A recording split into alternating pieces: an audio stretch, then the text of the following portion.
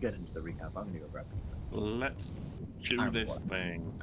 Welcome back to Kavran D&D after a Christmas break. Hope you're all itching. And Ben's itching so much to get going that he's actually just gone. So all he'll miss is the recap, and he should know exactly what happened because he was there. Alright, so the party's quest to find an ancient heirloom of Klari's ancestor, lost during the battle with the corrupted Great Protector hundreds of years ago. The party found themselves embroiled once again in the affairs of the Cult of the Dragon.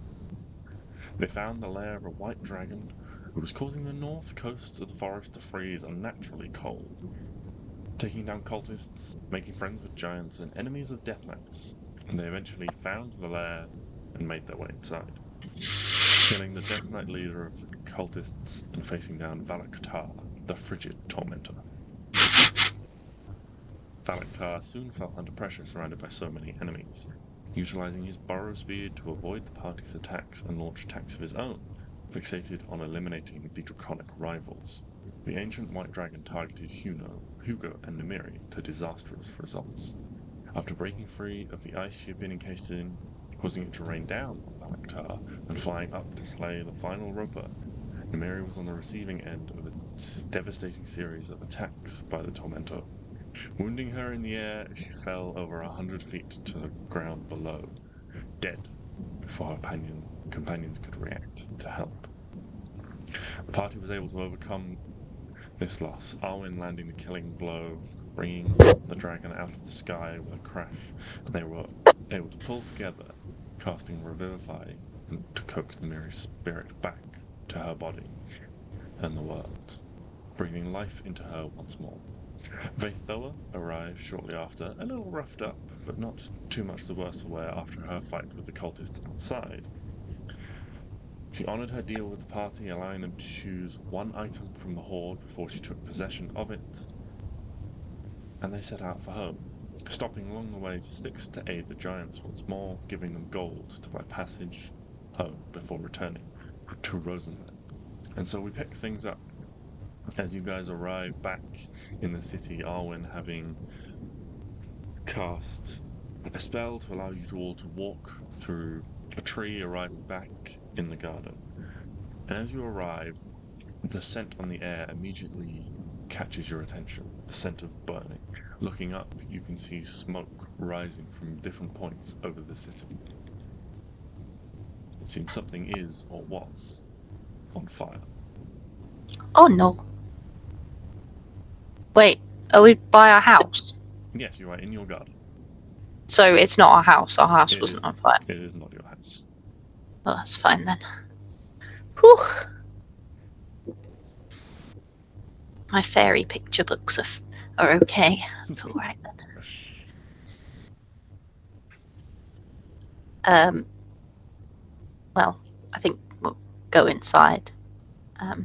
Making your way inside, you are greeted by a strange sight. Gathered around the kitchen table, you see Brienne, along with Matilda and Regis, gather around. A long tangle of wire drapes over the table in various places, spills onto the floor. As you look, this wire is slowly sort of almost coiling itself. You can see Matilda is holding some sort of enchantment, the glow from her hands as this wire comes back together. Brienne in herself seems to be holding some sort of heavy, arcane-looking object inscribed with runes in the center of the table, where this wire is slowly pulling itself in and around.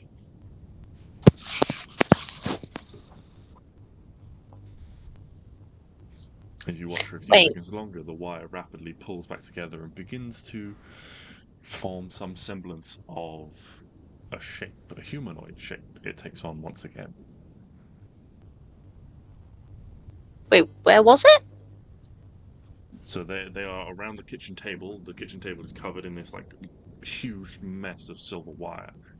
Matilda is doing some sort of arcane spell, and the wire is slowly pulling itself in, spooling into this like Oh, okay, arcane-looking box that Brienne is like holding over the center of the table. As you Why watch, is Chappie in a box? the wire comes back and begins to form like a humanoid shape. Why is Chappie a box? As you say that, they look up. Brienne sort of struggling, it seems like, with the weight of this box. Like, this is what he was originally. This is what sort of controls him. This is where the magic comes from. Like IKEA, you can be flat packed. Portable. Yeah, oh, I could have done that. Portable Chappie. And it's like, here, Stix, come help me hold this. And she like calls you over, and you have to like take the weight of this box. It's quite heavy now, even with both of you holding onto it. And so I was like, yes, Arwen, Klari, you can just like sort of gather up any like loose bits, try and sort of untangle any knots before they fully like pull back in. And you can see there's a couple of bits where just this bundle of wire where it sort of hangs over the edges, almost tangled itself like some headphones would, left unattended. And as they slowly pull in, you sort of unloop them to avoid them knotting themselves tightly. And slowly they pull back in to form the shape of Chappie once more. I think someone needs to do that to my back. Yeah. Sounds like it would be quite nice. Yeah. Sounds pretty good. As the shape reforms, Stix, Brienne gives you a signal, and you slowly like release the box, and it is encased within the wire of the chest. You can feel the arcaneness of it hum with life. Regis, for his part, stands at the head and of the table, and as the body is sort of reconstituted once more, he mutters some arcane words and releases a pulse of blue light that seems to travel all over the wire itself, almost like a light through a cable, just whizzing around and around and around until you see this light glow from within the chest, and there's almost like a tension comes back in as if it was relaxed, and then it's suddenly pulled taut, holding itself now. The structure of Chappie sits up on the table. Hi, low. Oh. Up, down? Hello, everyone. Is he drunk? What happened to Chappie? It is Matilda that. Well, we're not quite sure. Well, everything's a bit of chaos outside. Brienne knows more about that. Yes. Well, actually, why don't? Yes, Brienne sort of takes over. It's like, yes. So, the city's been attacked a couple of times. By devils, it seems. It seems whatever. So casual. Well, we seem to be all right for the time being, but Was it by 3 imps by any chance? Because I don't think they were attacking. No, this was significantly more than 3 imps. Okay, I was going to several say, other portions of the city were set on fire. There's been quite a lot going on the last few days. But Matilda contacted me because it seems like there had been another break-in here, and whatever or whoever had done that seemed to have messed Chappie up.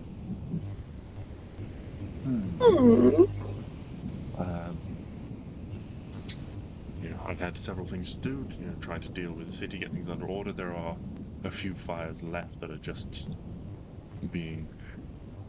left to burn out, really. There's nothing to salvage of what remains of those buildings, but I originally helped Barnabas to put Chappie together, so Matilda requested my help once more to reassemble him, and for the most part I think he's alright. I need to be fried. It's like, You're fried. hi. That seems bad.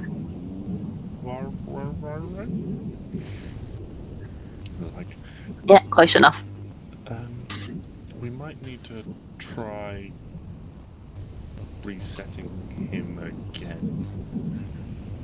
Do you have an on button? Off button? Sort Little of. holes that Just, you got to put a pin in? just champion, just lie down one sec. Okay. And he's like sat up, so he's like at a 90-degree angle.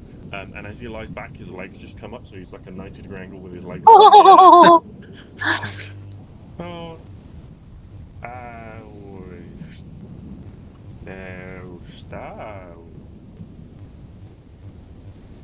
Yeah, he's gonna need a little bit.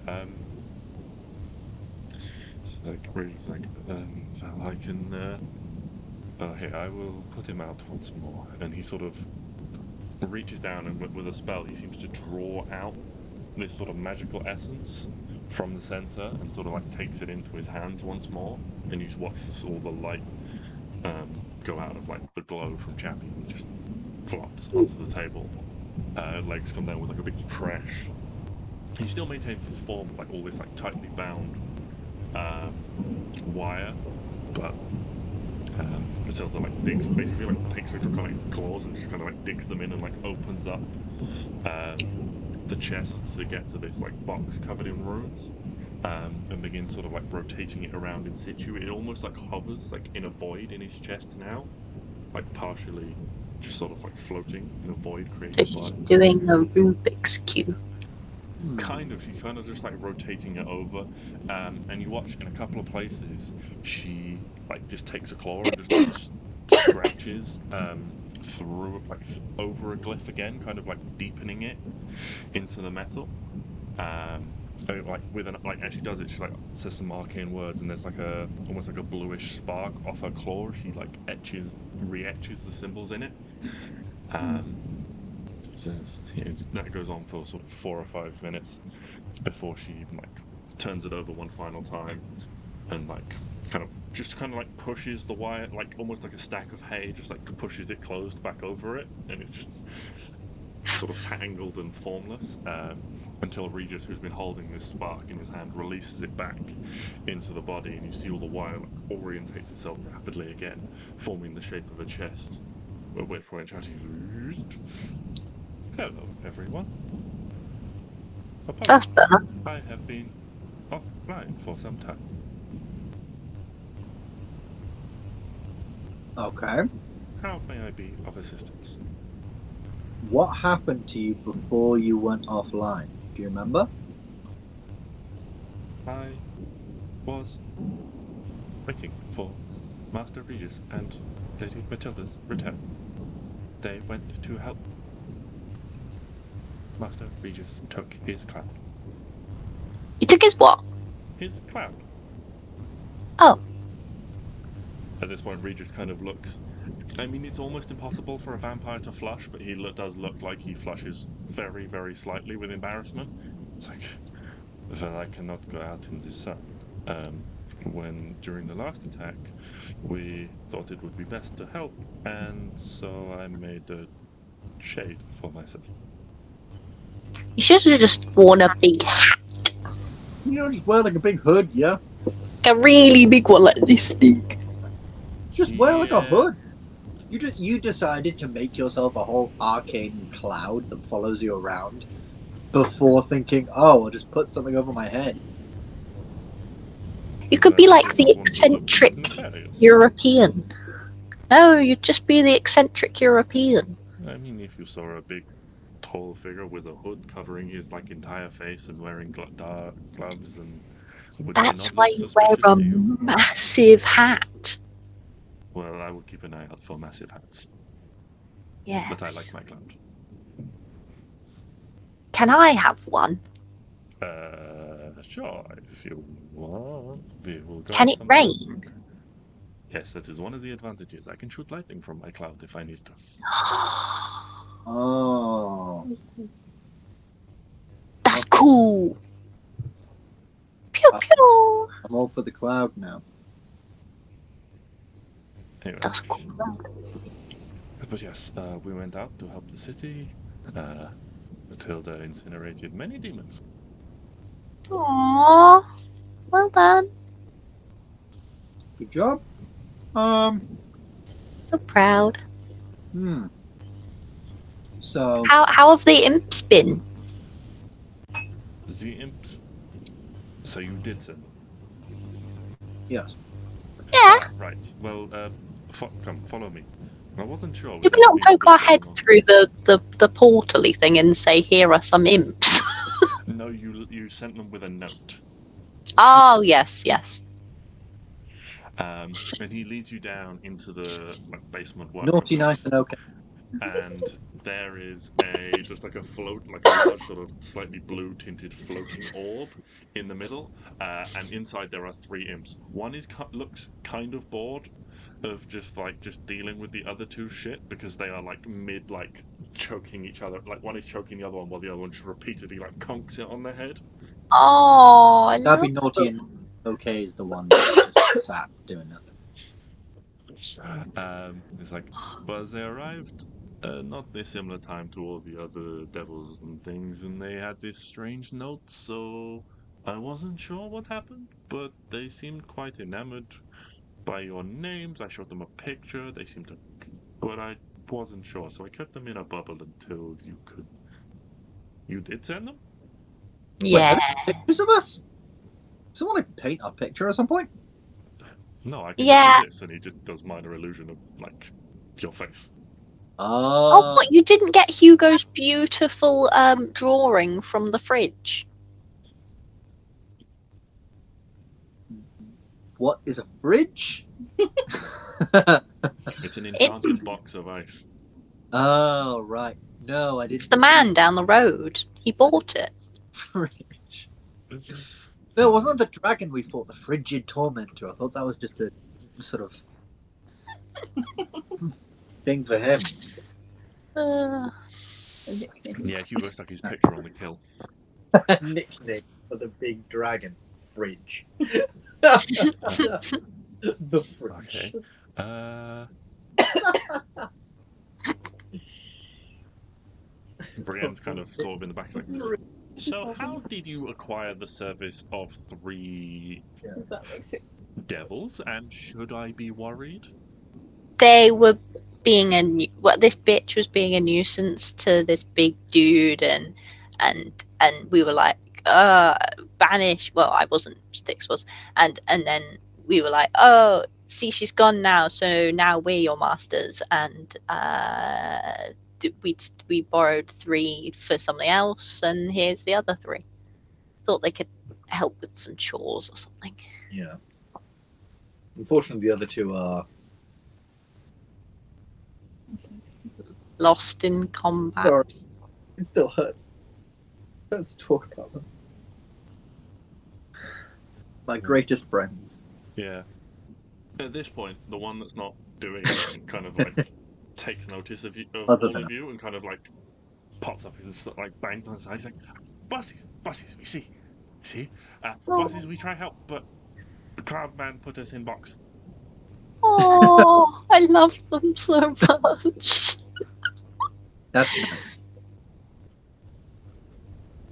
That one, he's nice. I like this one.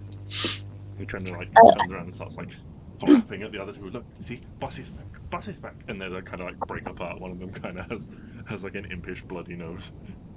Oh. And the other one is a noticeably sort of paler or deeper red in the face, where all the blood's collected from during the choking. Jesus. That's okay. It's friendly, it's fine. Yeah. It's like when lion cubs play fight. Consensual. It's okay. Exactly. Definitely awesome.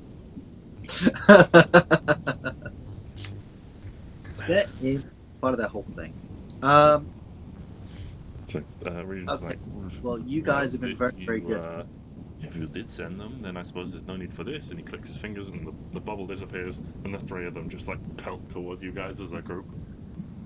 Hey, guys. Just 1 second. Guys, I could send them back home. Do they want to go home? I don't know. That's a good question. Why don't you ask the question? Do you guys want to stay here, or do you guys want to go home? To I'm assuming hell. I mean, so far, our boss is nice. Nicer than last bosses. Last bosses hit with Alright. stick. Oh no, we won't hit you with. Well, I might push sticks, and then he might hit you, but I won't hit you with a stick. Well, you might push me so that I hit them. No, not so that. Just you might fall into them. Well, this feels very specific. Like that. Are you planning on doing? Is this some new ability you've got where you can push people and they fucking? Absolutely not. Now I want that. I think that's just like Thunderwave. Just throw someone into someone else. That would be fun. Thunderwave. Pushing with aim. Yeah. No. We are. So if you go back home, will you just get taken by a new boss? Is it just like a never-ending cycle of new bosses if you go back home? Let's see. How many bosses we had? And one of them starts to count, and he like gets across all 10 of his little impish fingers, and the next one just kind of picks it up. Let's see. And then between them, they hold up 27 fingers, and they go, "You would be bosses this many." That's so cute. I love them. Yeah. Plan numero uno. Get these guys some armor. Because Hell yeah. I had a thought of little imps in plate armor. And to me that sounds funny as fuck. Oh, Just love tiny little unhittable tanks flying through the battlefield. oh, That'd be great. would be great. Yes, we must do this. We can carry ammunition, healing supplies. We can make them healers. Oh, they just have loads of like bottles of healing around their waist, and they're just like throwing Yeah. like little grenades, but Yeah. it's healing. And can't imps like go invisible? So they could just like fly around, reappear, someone needs healing. Go invisible, fly around, reappear, someone needs healing. The perfect battle medic is an imp. Underutilized in hell, I think. Yeah, they don't You guys just aren't worry about used to battle it. medics down there. No, that's a good point. They just sort of kill you. Yeah. No, if you die in hell, what happens? I Yeah, mean, probably. It depends. Or you just unless you want gone. dead anyway. It depends what you are. That's a good point. Like, if you kill a devil in hell, what happens? It does. But then where does his soul go? To hell? Does the devil have a soul? Oh, that's a good point. Oh, God! I'm so confused. Let's get back onto the important topics at hand. Imp armor. I'm adding that to my list of things I want to do in the week, JJ. Okay.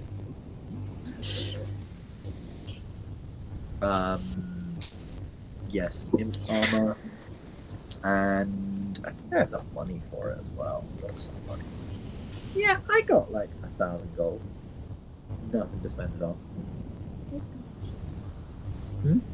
But I think we do something. Boom. But I'm doing it to protect them. What are the names of our three friends? I just said naughty, nice, and okay. I like naughty and nice. Okay, I think is a very bad name. I don't think it's too bad. No, naughty, okay. nice, and nasty. Naughty, nice, and nasty. Nancy. Nasty. Oh, Naughty, nice, and okay. not Nancy. Not Nancy. Although that's kind of cute. Naughty, nice, and Nancy. Oh, I kind of love it. Naughty, nice, and Nancy. Yeah, there we go. Okay, there we go. Okay, it's been Even though I'm assuming all three of them are male. Yeah. Oh, you know that? Because JoJo said he is a collective term when he said they were coming towards us.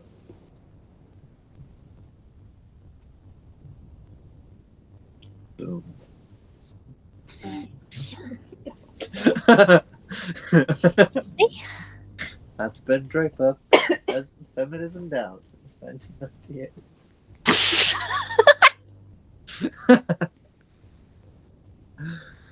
Oh Lord. Right. So we've got Naughty, Nice, and Nancy. Nancy's the one that is the nicest. Yes, yeah, the not crazy one. Yeah, I like Nancy. Yeah, Nancy's my because favourite. Naughty and Nice are really, I'm imagining, sort of like the little devil and angel on your shoulder sort of thing, but when they're really violent towards each other. There's a movie I can't remember, but I just remember a scene where someone's got like a devil on both their shoulders and they're like hurling insults at each other, and that's kind of what I'm imagining in there. It's like the devil and the angel, but they're both still really dark. One's like, we should get revenge, and it's like, yeah, and we should torture them. It's like, no, we just kill them. Yeah. I love that. That's like my shoulders. Oh, fucking More like naughty and also naughty, but not quite as bad. Yeah. Yeah. Kind of like go to prison and death row. Oof. While Nancy just... Oh my god. So yeah, one's on your shoulder, one's on the other shoulder, and then Nancy's just holding your hand. Oh, I love Before Nancy. you go on your murder spree, you better eat a proper meal. And take a coat because it'll be cold, but take your waterproof so you can wash the blood off. Nancy is so responsible. I want Nancy on a night out. I go call you a bitch. I'll go invisible and pour a drink on her. That's queen behaviour. Love this.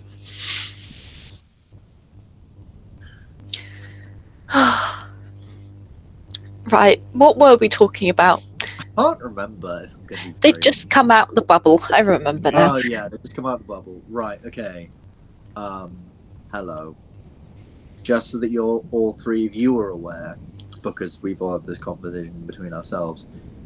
You, and I point to Naughty, so you're called Naughty. Point to Nice, so you're called Nice. Point to Nancy, and say you're called Nancy. And I'm gonna... I will... you know what? You know your names now, and I'm sure there's slight differences in looks between you. Maybe. I'm assuming it's like triplets. We'll pick it up eventually. Nancy's got a bow in his hair. Well, not hair, but on his ear. On his little horn. Yeah. We get them like engraved bracelets or something. Friendship bracelets! Yeah, but the problem is all three of them have just got N on it. Oracle name. No, like We label their lunch boxes too, so they don't mix them up. You do it, no, you do it on the breastplate, like where a name tag would be. Oh! Oh, get N. Engrave their armor. Yeah. So cute. Oh yes. Right. I'll tell you what. I did not expect to come into this fucking session and be so obsessed with these. I was not expecting But to be here we reunited are. with the imps subplot to take us 20 minutes, but here we go. I was. I don't know where you guys have been. I was coming in like, I've really got nothing to do for this week, but now I've got to get engraved imp on.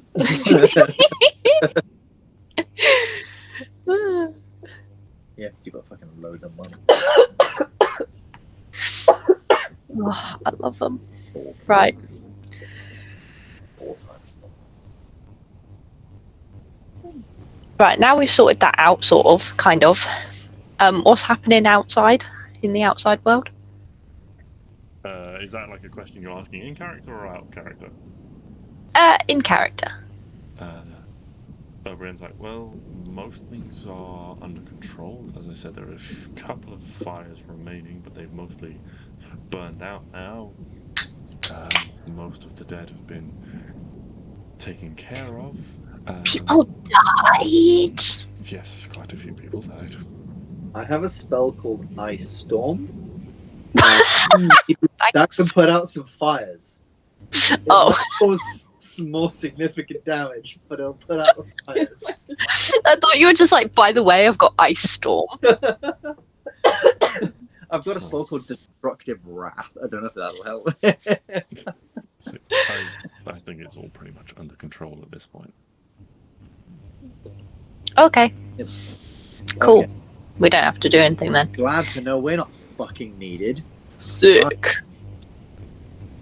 I can finally have a day off. Jesus That's Christ. what I was thinking.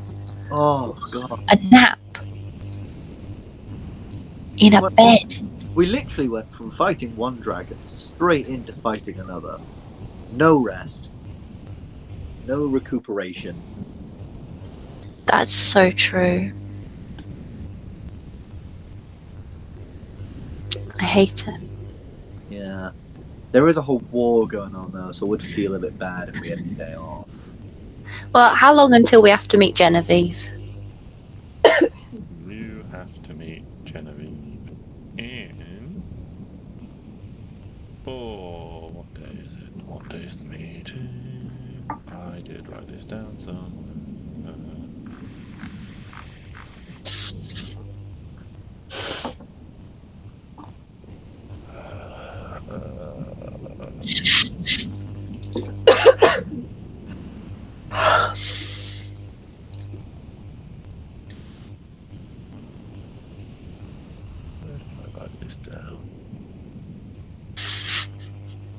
I forgot we chased him around on a skateboard.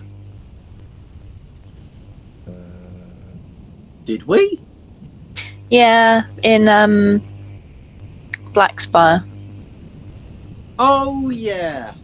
I was just going through my like name people, and I was like, oh, chased a man that time. How exciting! You have 7 days. Oh, we can sleep for at least 3 of them. It is... yeah. 7 days. God. Nice living in a fantasy world with 7 days off. So, on the 7th day... Hang on, 2, 3, 4, 5, 6, 7. So Are we including today? Including today, you have 7 days. Okay.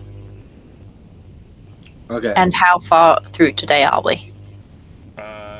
If I recall, you guys like slept in the north to recover spell slots, got up, and came back here. So like, Oh, perfect. mid-morning. Wait, so we Ah, Wait. Oh yeah, yeah. how exciting! Yeah. So I hand it over to you.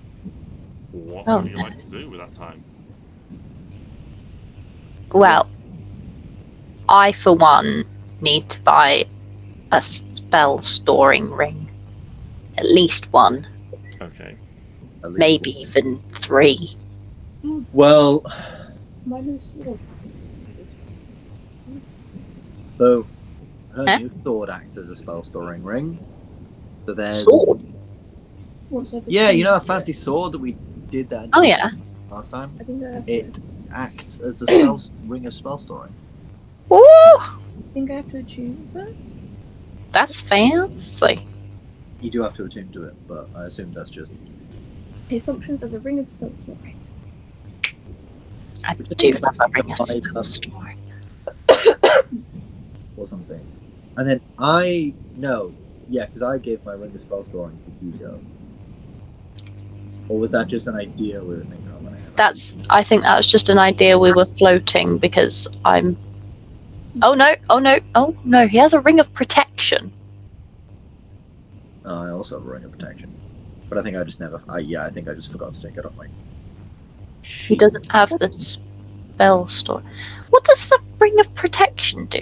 Oh no, we found another ring of protection, didn't we? Respond Yeah. to AC Plus- and saving throws. Yeah. And you've got a ring of spell storing. I've got Abby. No, I have a ring of spell storing. She has a ring of protection.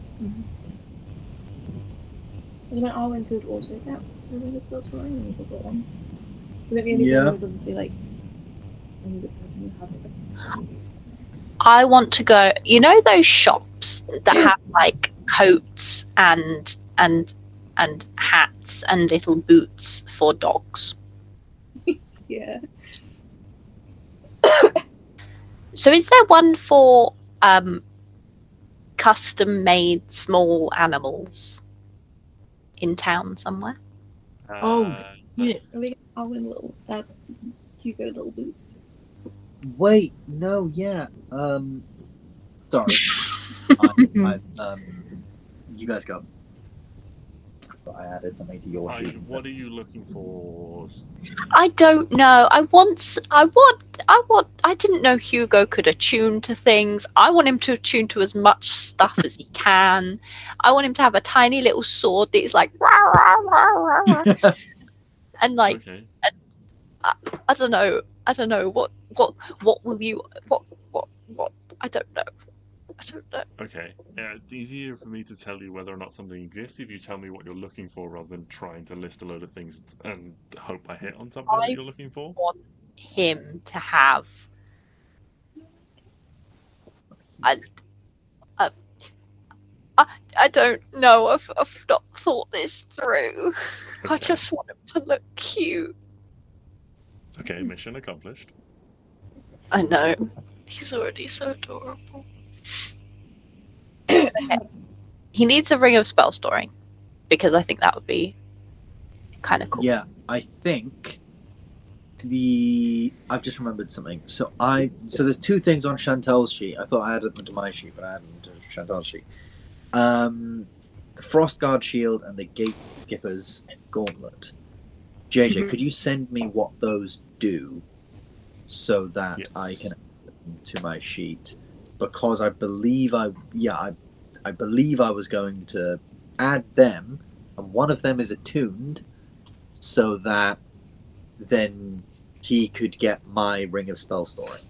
I believe that was the idea that we were floating around. Unless we just have enough money to buy another one, in which case that would also work. What does it take to achieve? Like an hour. Oh, okay. I thought it was like a day. Like an hour. Your sword, though, you remember, Klari, you needed some sort of shrine to attune it at. Oh, Because shit. it was Bloody hell. because of the nature of it, its power had been somewhat reawakened by your faith in this land, because it's not from this land. But to fully awaken and attune to it, it needs like a little shrine or something. You were told that your ancestor was laid to rest in somewhere under and created a little shrine around that and given sort of respect, but you don't know where that is. You'd have to find that out, or you can try and build something yourself, or commission something built yourself. Klari doesn't have to build it with her own hands. Would be easier to build.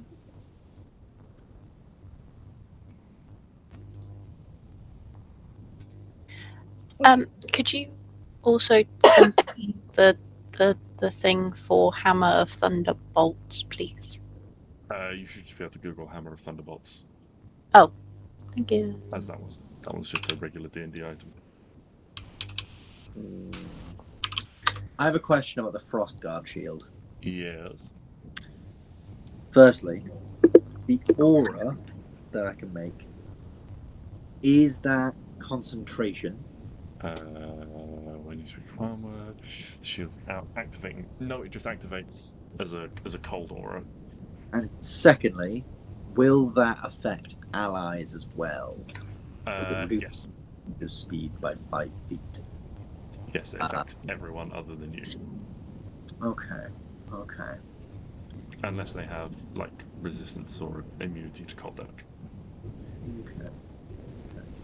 Because it's like chilling people to the bone. You know, when you're so cold you can't move as quickly. And does it still have the thing where even like does it grant me? It's like my current one gives me +3 to AC because No, that one is just +2. okay. I might just stick with my shield then because I quite like my AC. That's fine. What the hell is that? So how much? Yeah. Okay. So one thing. I mean, are we on to the bit now where we're just sort of saying what we're doing in this time? Yeah.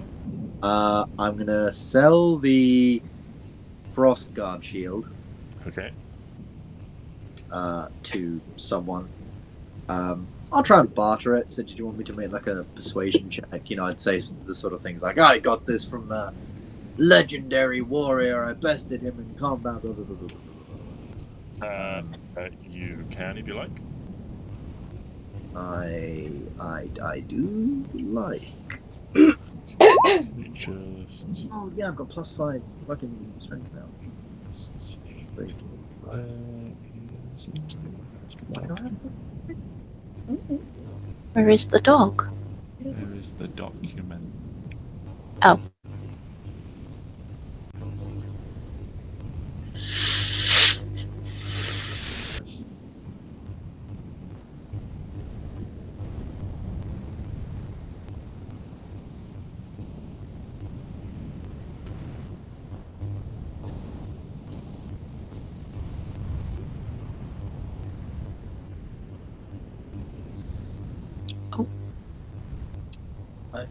done my strength on? I don't have that.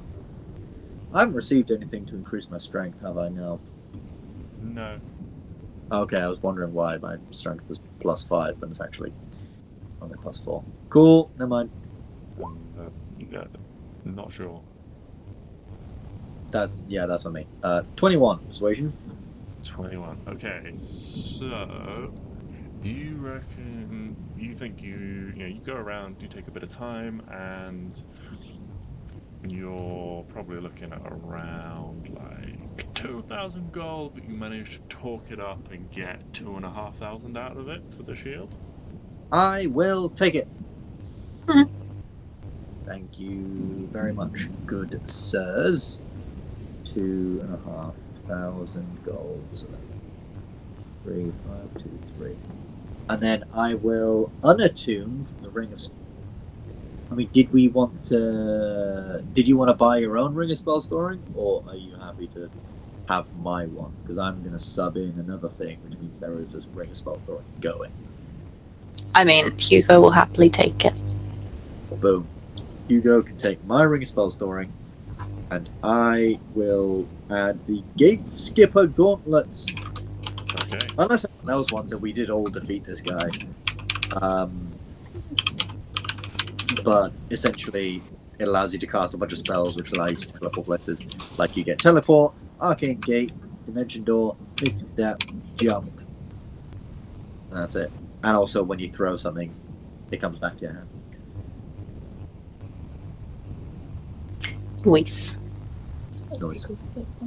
Cool. And then I put that on my other hand. That my wrist thing isn't on. And now I'm fucking awesome. I have so many spells I shouldn't have. But I love it. Hugo is tanky. Well, he's not, but can't hit Hugo. Oh, you better not. Have like armor made for Hugo? Yeah, you could do. You could try and commission armor. It's not something that would last forever because he's growing, but yeah. Oh, he's like a baby. Yeah, no, he'll just grow out of it in 2 weeks. Go buy like a good size of you up, so then it'll grow. Oh, you know when they've got like when babies have like they wear the really long ones and their feet don't fit in the things and it's like halfway down and it's like blah, blah, blah. Like a baby grow. That's what I want Hugo to have, one of those when he flops his feet like this. Anyway, sorry, I get excited about dragons. Has Hugo has not died yet? Oh, has he? No. No, he hasn't. He escaped when you guys died that time, and then we had to go. Yes. Yeah. And he would live even if he died. Correct? He would live even if he died. Yeah. Because I- he can go into his little ball. Oh, so if he gets reduced to 0, he gets Yes. drawn into the protection of the necklace. Yes. Yeah. And okay, cool. Would he still have to make saving throws? Or does No, that- he just goes to 0. He gets drawn in, but he can't be healed in there. So it takes a Yeah. long rest for him to come back out, basically. Like, he's fine, Wait, he's it protected. doesn't heal like a Pokemon Center? No, it's like if you put a ninja Pokemon in a ball at 1 HP, it just lives at 1 HP. So it takes until a long Thought rest. he was in a heal ball. It's a heal ball, yeah. It is a heal ball. It just takes until the end of a long rest to fully take effect, and then he can emerge again. So it's the trade-off, basically. Like, he doesn't get death saving throws. You can't heal him if he goes to 0. He's just then like removed. So if you have multiple encounters in a day, you might lose Hugo in the first one, and he would be unavailable to help in any later encounters. That's fine. So it's the trade-off, because obviously if like Stix went down, you could then heal him, but if Hugo goes down, he's out for the rest of the day. Yeah. So if he falls down the stairs at 9 a.m. and conks his head real bad, then that's it. For the rest of the The day, stairs better roll really well to hit him. He's fast. Okay, I was just wondering because there's a ring that's like really good if you don't want anyone to die, basically. Which I quite like. But he won't need that. But I kind of want it. But I have to. Does it? Yeah, requires attunement. Ugh, disgusting.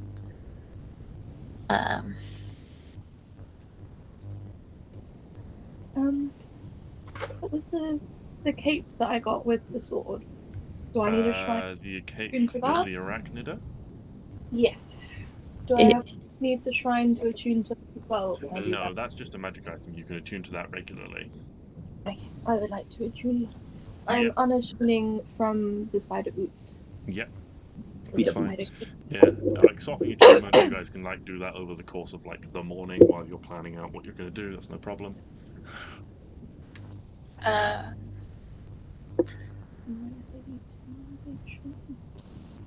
Yeah, or you need to go to a shrine.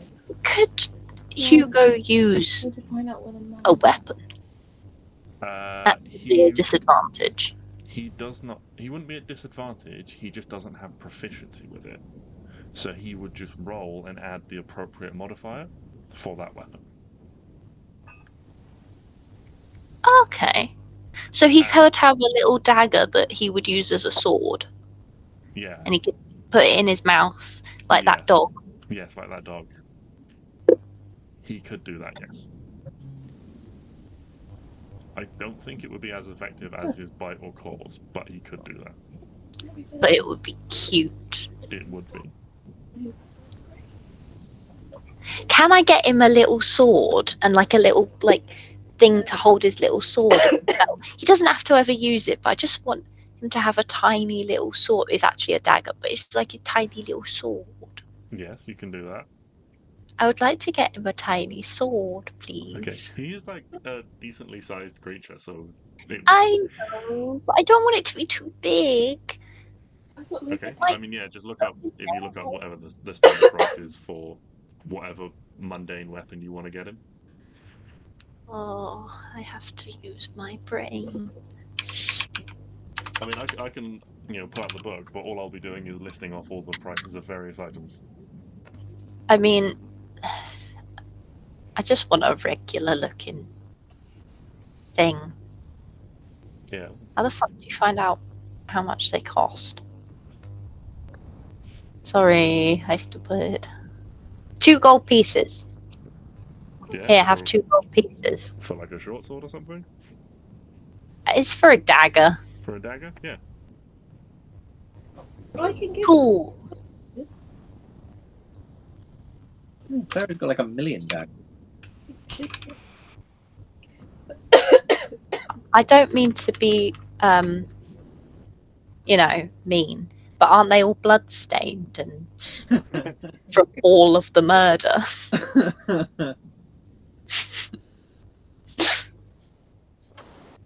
fair. Let's get, people are gonna have a nice shiny new.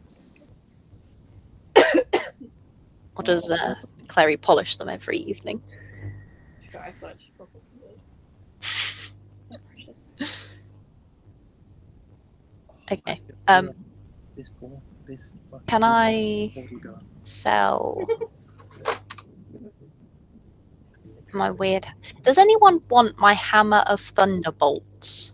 What does it do, please? Let me shove it in the words. I have yet to have a bludgeoning weapon. Bloop. You have those. No, that was my very first sword that I sold like 2 years ago. And I still think about that sword. Hammer of Thunderbolts is a D&D item, so Abby's put in the chat, but you can also look it up as well. It requires attunement. You must be wearing a belt of giant strength and gauntlets of ogre power to attune to this weapon. The attunement. Oh yeah. If you aren't wearing either of those, your strength score increases by 4 and can exceed 20, but not 30. When you roll a 20 made with this weapon against a giant, the giant must make a DC 17 Constitution saving throw or die. The hammer has 5 charges. While attuned, you can expend a charge to make a ranged weapon attack with the hammer, hurling it as if thrown. If the attack hits, the hammer unleashes a thunderclap. The target and every creature within 30 feet must make a con save or be stunned. The hammer gains 1d4 charges each day at dawn. Proficiency with a maul allows you to add your proficiency bonus to the attack rolls for any weapon you make with it. Without attuning to it, it's just a +1 magic hammer. Ugh. Yeah. I could probably No, I've got a belt. buy you a different one. Yeah. No, I'm good. I think we'll get a lot more from it. Tell you where we get a lot for this, probably. That man that you're friends with. Yeah. Lord Motsignir, because he's very interested in magical items and magical stuff, and he's a dwarf. It feels like a very dwarven kind of thing. Big warhammer. Yeah. Especially those giants. That'd be fucking cool. You know who wouldn't like this? That I need to help. 20,000 gold. Hell yeah. Pay up. Gimme. Who wants a new dagger? Do you want to make a persuasion check out What do you mean? for more gold, or do you want to go with my valuation straight up, whatever that is? Wait, what's your valuation? His valuation's realistic, which on some things is really good, like really expensive, but on other things really not. Now, I think because this literally just fucking can kill a giant outright on a DC 17 con saving throw, just straight up dead giant, this is gonna be pretty fucking good. Well, okay. How are we doing this? What's your deal? What's happening here? Well, How? I'm going to tell you how much you can get for it, and if you want to make a persuasion check to try and get a bit more out of it, you can. Okay, go on then. You can get from Lord Motsignir, he offers you the price of 10,000 gold. No, this website tells me it's worth 20,000. I will not take any less. Okay, you'll get nothing then. What do you mean? If you don't sell it to him for 10,000, you can try and sell it somewhere else. Can I interject and say that if she was going to Lord Motsignir, I'm friends with Lord Motsignir, so I would go with. Can You have a I good make working relationship with him? say something along the lines of, Lord, I don't know your first name. His first name is Lord. He's not actually a lord. Have I ever strayed you wrong? This is a beautiful piece of the hoard of a dragon, and really big it up. It's as absolutely ugly. Have you seen most amazing fella of giants, bring in dwarven history of, when I'm sure maybe some dwarves fought some giants a long time back, and just really fucking throw in as much sort of sucking up as I can. And because I'm wearing the belt of dwarven kind, I have advantage on checks against dwarves. When you say this came from a dragon's hoard, his eyes get Oh no. a slight gleam to them. What's your insight modifier? My What's your insight passive modifier insight, basically? is like +1. So passive insight of 11. Yeah. Okay. Yeah, he just kind of gets a strange sort of not unreadable look in his eye. You're not quite sure whether is that how saying it came from a dragon's hoard, has that increased his desire or has that made him more wary? You're not quite sure, but he kind of holds out his hand as if like asking to take it, as if to inspect it potentially. He can inspect it. He's allowed to look at the goods. Yeah, as though he takes it from you. I trust He's not being As long as presumptuous. he doesn't run away with it, he did good work with my spear. I trust the man. Yeah, I and will just, fireball him in his own home. He kind of turns it over and examines it, and then he kind of lifts it up and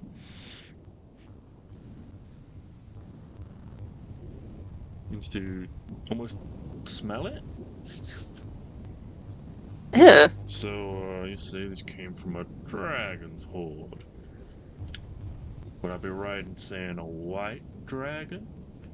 Yeah. And this Indeed. dragon, it's not gonna come looking for this? No, he's Very dead. big time dead. Wonderful. That's what we like to hear. Frigid tormentor, more like frigid more. Spat everywhere. It's just the I didn't even finish the joke. I just said frigid tormentor. You fucking Yes, but Abby is not a mature adult. Oh, Jesus. He's going down. He's going down.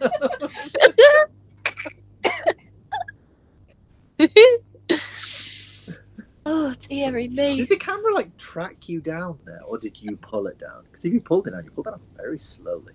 Oh, No, my desk does this.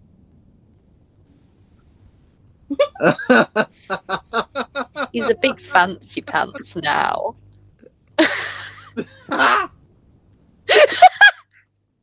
That is the most entertaining thing I've ever seen.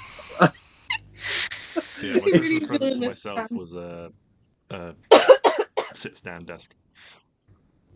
Oh, It's really fun to press the button while he's halfway through work. How much? Out of interest, how much did that put you back? Because I can.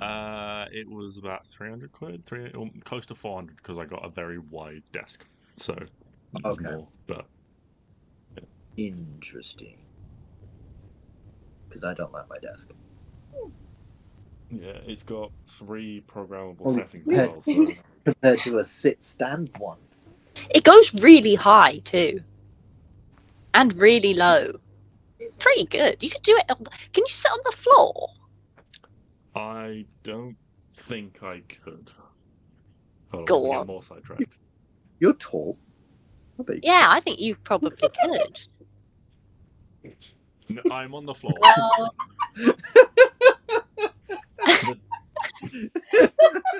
I'm on the floor. Hello.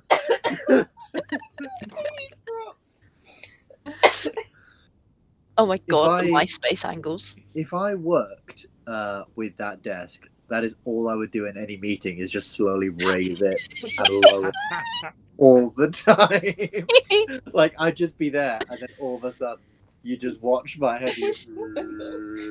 Oh, dear. I'm done now. Like if I was getting told off, I'd just slowly raise it up. I'm sorry, Ben. We have to let you go. I'm sorry. No, I'm going down. No, Guys, I can't guys, hear I you. can't hear you. Something's going on. I'm descending into the abyss. Anyway, I know the sidetracking on my desk. Stix, do you want to make a persuasion check with Hey. advantage? Wait till hey. Yes, I do. Persuasion. 28. 28. No, how much? Oh, That's terrible. That'd be 28. so low. 1,000. I can't remember. I don't know. My brain not working. It's okay. Kind of looks over and says, well, you make a good case, and anything from a dragon's hoard is considerable power. Do you know how long this has been there? Sometimes if something resides in a hoard for a significant amount of time, the latent energy from the dragon can enhance an item. Maybe if you lick it, you'll find out. I would have to imagine it was there a long time because the dragon was one of aged persuasion. He was old. Maybe some way to unlock this latent potential then.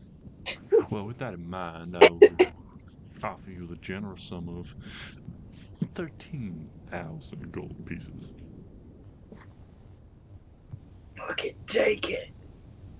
Why? Because you're getting something from a website that says 20,000 gold. A crow from yonder far came and told me that it was worth 20,000. And that's it at its base value. If it's got more powerful, Exactly. What? Yes. More than that. Alright, fine. Okay, fine. I went on Antiques Roadshow and they told me they came to town. Oh my god. It's entirely up to you. You're not obliged to sell by any means. You were, Can I ask? you were on Can I? Antiques Roadshow. You're on the blue team. And Can I go? Can I try and ask him to go higher? my expert. I mean, Stix has already made a check with advantage, although his advantage came from his belt. You can make your own check if you want. And I have a cute dragon next to me. Do I get advantage? No. What if the dragon licks it? Do you want Hugo to lick it? I don't know. I'm asking him. With his Will that give him more? Give it more power? No. Oh. The size of your What if he sits on it? It would have to rest on it for quite some time to enhance its latent magical energy. Okay. Added to Hugo's hoard. I think it's too big for his hoard. Persuasion. Mm-hmm.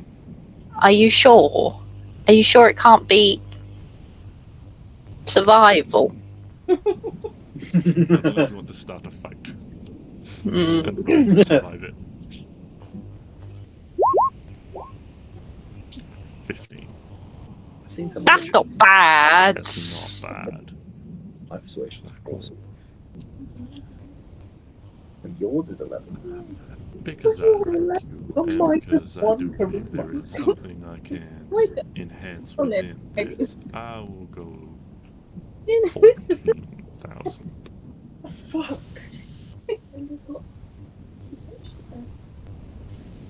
1450. 14,500. 14,200.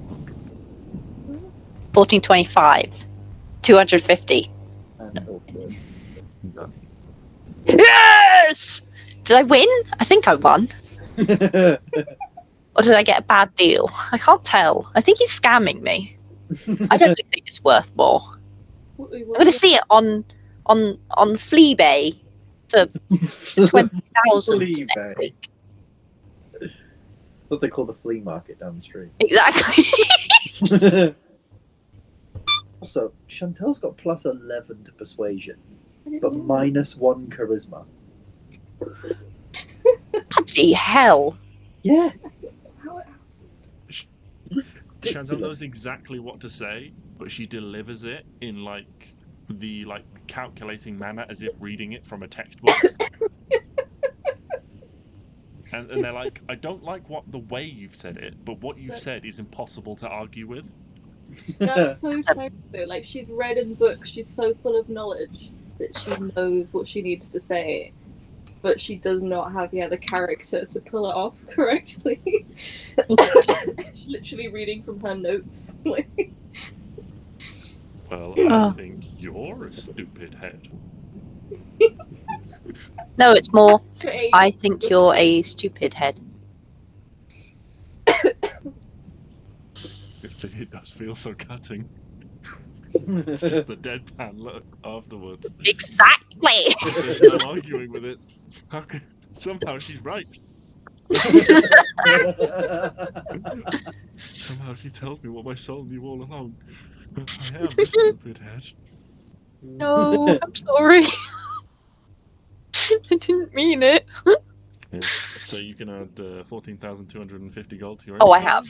and Oh, I he will have. take the hammer of thunderbolts from you. Please do. Yeah, when he does, he just he clicks his fingers and basically a chest appears in his hand, and he just places it on the ground and says an arcane word. What languages does everyone speak again? Arwen, I All believe of you're the only one that speaks Draconic? I speak Draconic. Oh, you speak Draconic as well. So, Yeah. yeah, Klari and Arwen, you'd both recognize this as an arcane word, but in Draconic rather than Dwarven. Bloody hell, is he a dragon as and well? his chest increases to large size, opens it up, and he just basically starts taking out pouches, which all have numbers on them, and it's just 100, 200, 300, 400, all the way up to. Is that Clary's A big little chest. big little chest? No, big small chest. Yeah, big, small, I don't remember. Which we've not actually put anything in. I don't think I have. No. Did we ever figure out what happens if one of us goes in that big small chest? Okay, big, small stuff. You did not attempt it. You know, in Wally, when he gets all of the rubbish and then he goes, "Ugh," I feel like that's what would happen to us. Can I get in it? No. Please, I really want to see what happens. Die. What if it's our secret way into anywhere? This could be funny. Do it. Do you think then if you shrunk with it, you could open the chest when it's small and then we would be small? Oh my god, get in it. This will be so fun. Yes. Okay, Oh fine. my god. Okay. Tiny sticks. Can I get in? Are we doing this just in here in front of this guy? No, I'm assuming. Clary, I shrunk we're the doing sticks. this one evening when we're all really bored. We've had 3 days without being attacked, and we're all sat there I don't know what to do now. Moving on. On the first day, I wanted to use legend lore to find out where this guy is buried. Boom. Okay. But what is? This shenanigans. It's got a shrine. Okay. Yeah. So, you find out that they are buried in the. Actually, I believe I have notes on this potentially. Before I just riff off the cuff. Also, I've teleport, so I can take us there. Sorry to blindside you like that, Jojo. Like, what would the chest do? And then I'm like, wait, hang on. Serious bit of lore first. We can have our fun once we've done our homework. I don't want to.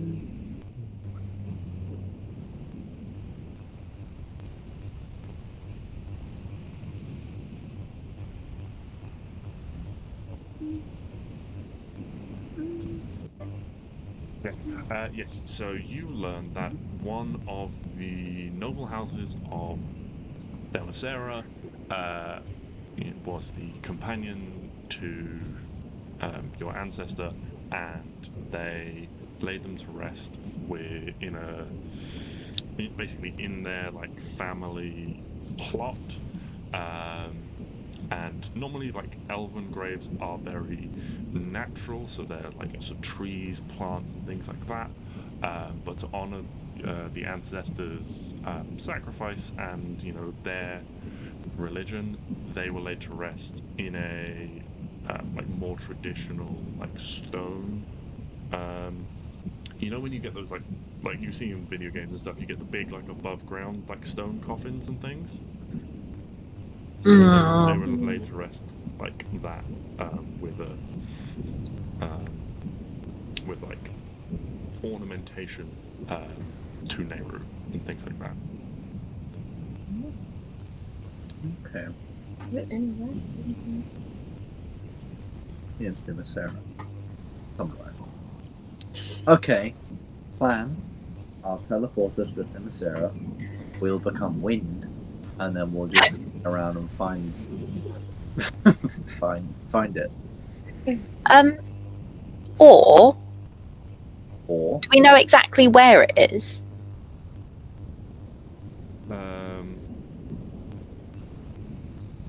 You would know that it is in. Let me pick a name at random. Bob's house.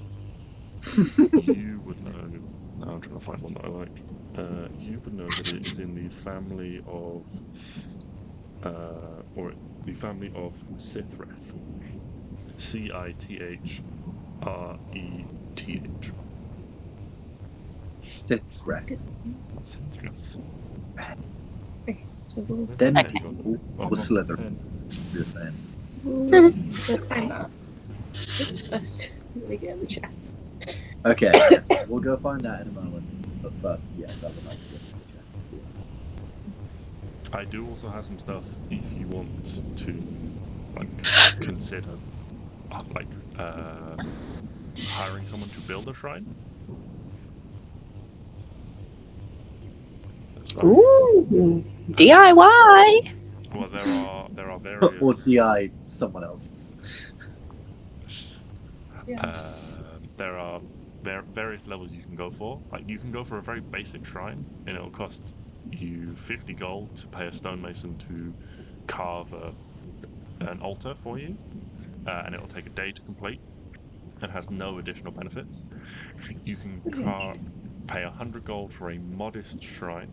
It'll take 3 days to complete and will allow you to cast augury with the altar as a material component. You can go for a remarkable shrine, which will cost 700 gold and take 10 days to complete, and the components of your cleric spells will cost 20% less when cast at the altar.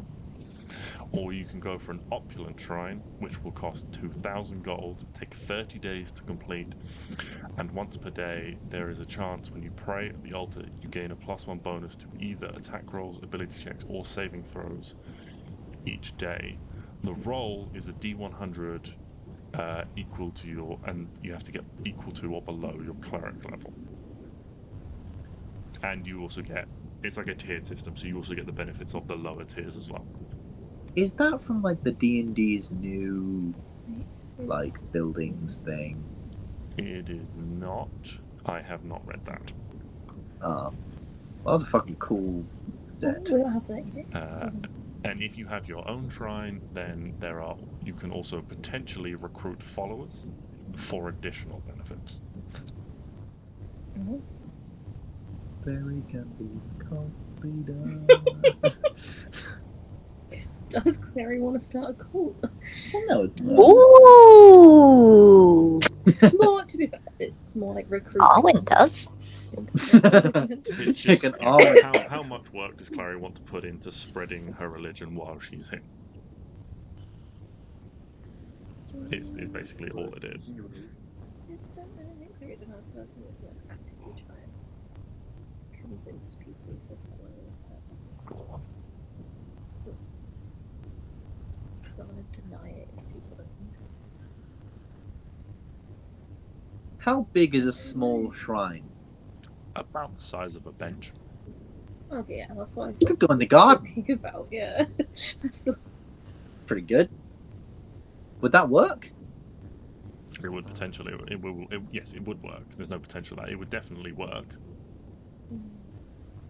It was just a fun system I came up with as well, so to be like, you can do this or you can do that. I mean, you can go to Themyscira, you can I like that system.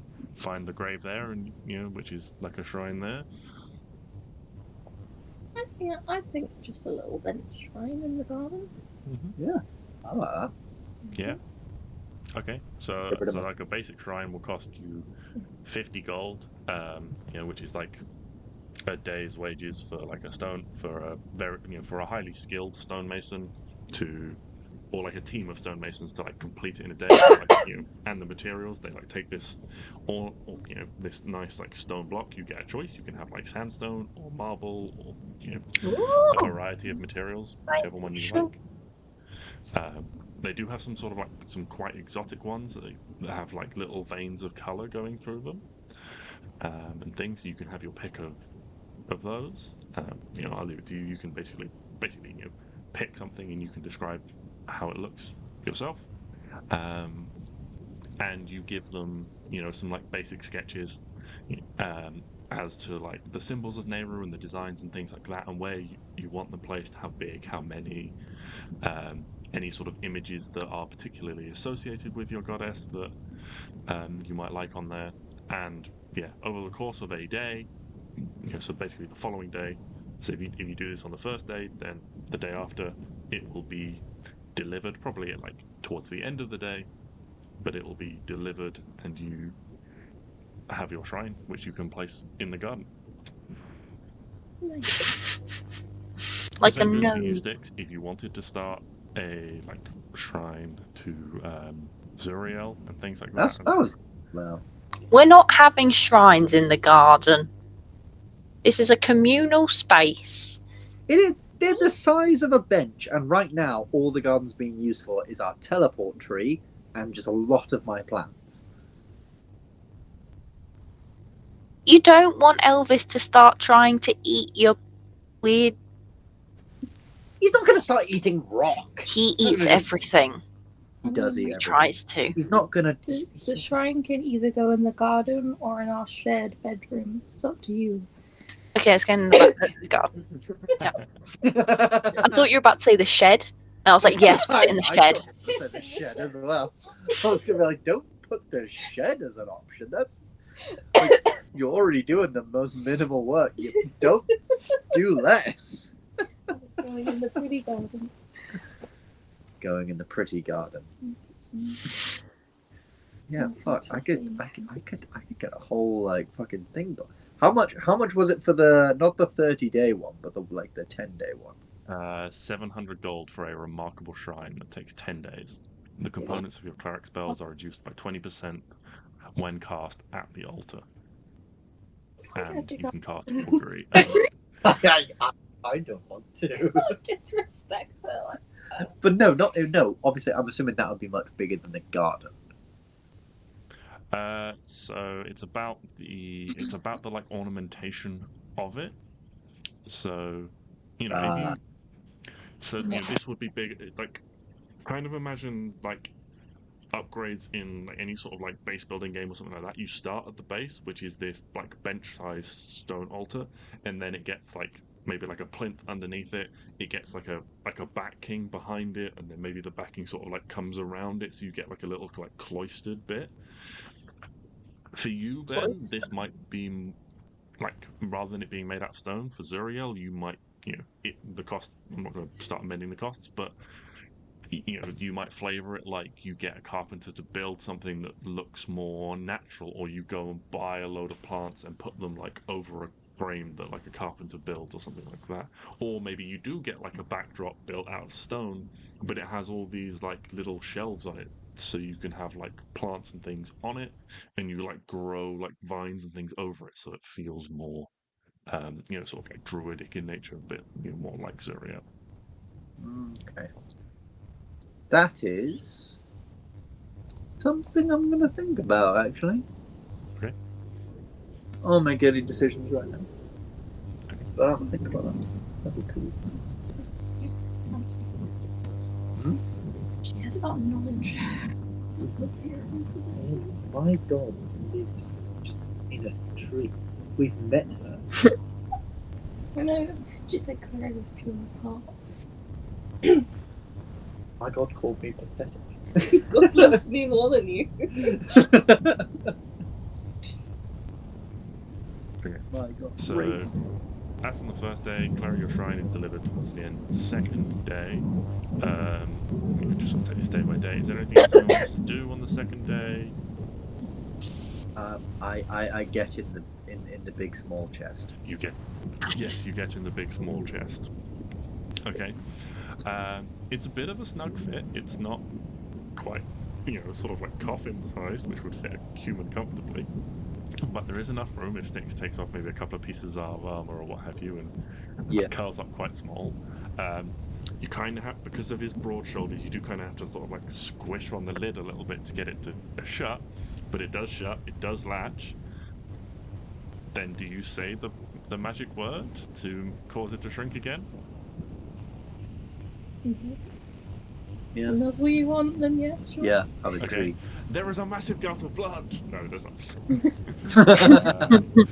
Yeah, the chest shrinks as normal. Stix, Yep. you don't feel any different.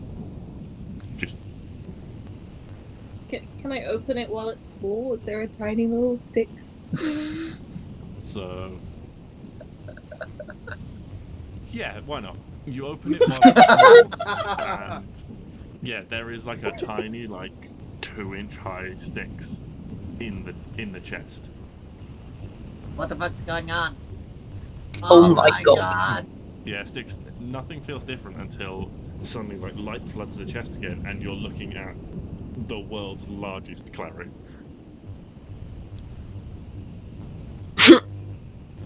This is so cool. Can I just pretend to stand on him? Tend to stand on him. Yeah, like, raise my foot to squish him like a bug. Like while he's in the chest, or do you like try and pick him out of the chest?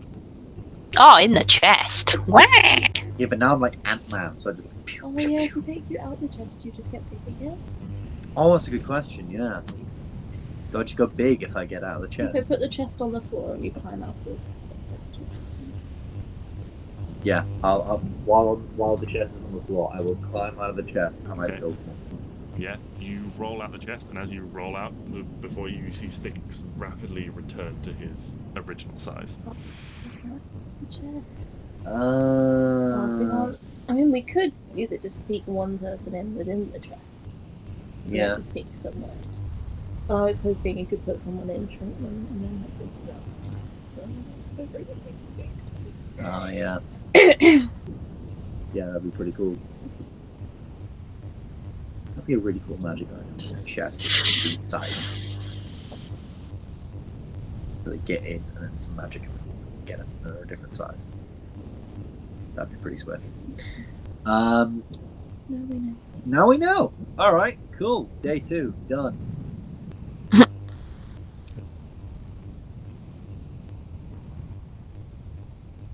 So the meeting was on basically the 8th day.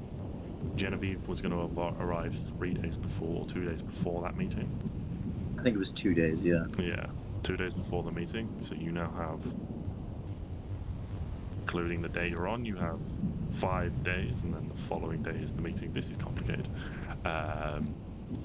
Let's say we've got 4 days, so we're there nice and early and we can talk to Genevieve. Yeah. Get there the day she gets there. For the sake, Yeah. for the sake of ease, let's say today is the 4th day, and the meeting is on the 9th day.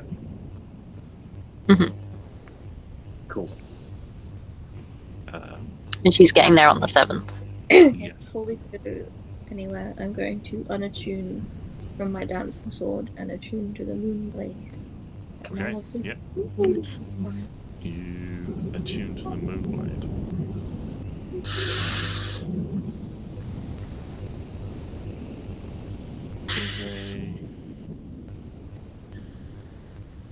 a strange process. Normally when you attune to something, you don't really feel much in the attunement process, it's just sort of a process of concentrating, sort of aligning the magic within you with the magic with that, which is almost natural. This feels very much like a two-way process. As you study the object studies you as well. And normally an attunement process doesn't seem to take any strain or anything like that, or cause any side effects. You get flashes of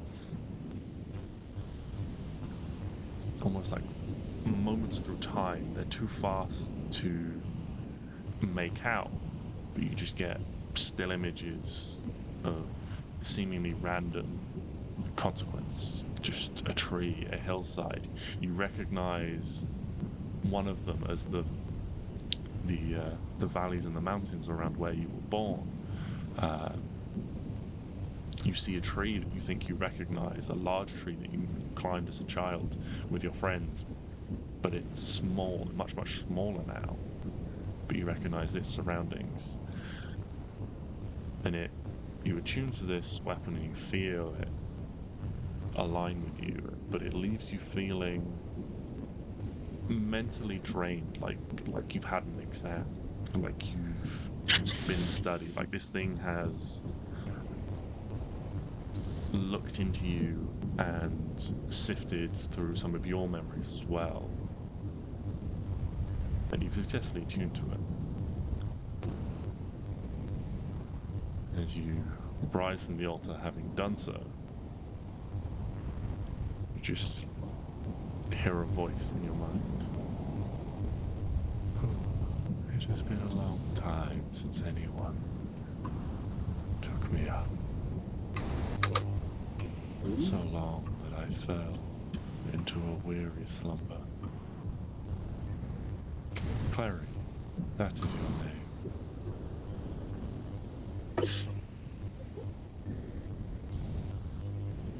Yeah. Seem like a good person. My previous owner carried me bravely. I hope you will do the same. I look forward to being an extension of yourself.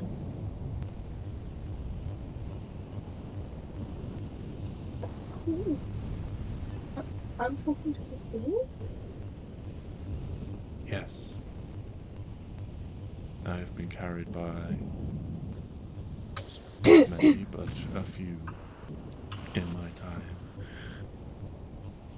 I have had several names: Swift Wind, Tinkle Death. Tinkle. The cutting of foes. That was a I horrible will take spirit. on whatever name you deem appropriate. Brenda.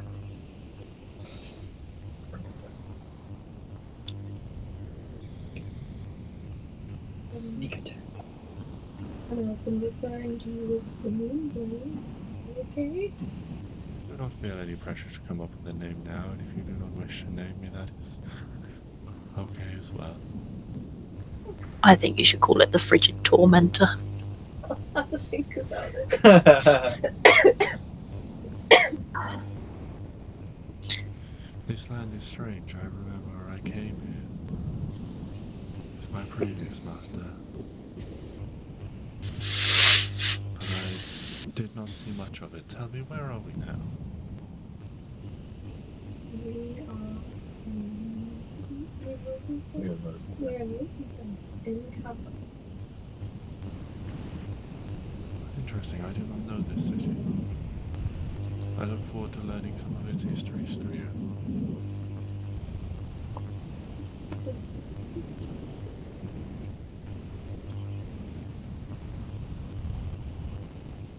Okay, but that sort of seems to fall quiet in your mind as if it's sort of pondering its surroundings itself. We can't hear it, can we? No, it is in Klari's mind. Okay. Cool.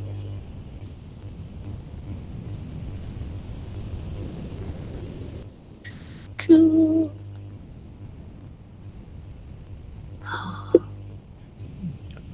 that is the end of the second day. We move on to the third day. Rather than me going sort of through each day at a time with maybe not a lot happening, is there anything? What would your guys' plan be? And we'll go through.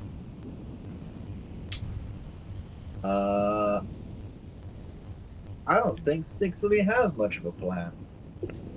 I think that he's pretty set to go. I mean, imp armor was thrown around as a partially jokey concept. Partially. Oh yeah! Oh god, yeah. Yeah, absolutely. That's yeah, that's happening. I'm gonna go get some armor commissions for Les Imps. Take them into the store like you take your kids into fucking Clark's shoes. I was just about to say Clark's. Oh my gosh. Take them into the shop like you take your kids into Clark's to get shoes fitted and you tell them to wait, sit down by the thing. Hi, I'm looking for armor for my 3 little imps. Would you be able to help me, please? And then they try some armor on, and the person in the store walk up and down the aisle, see if it fits okay.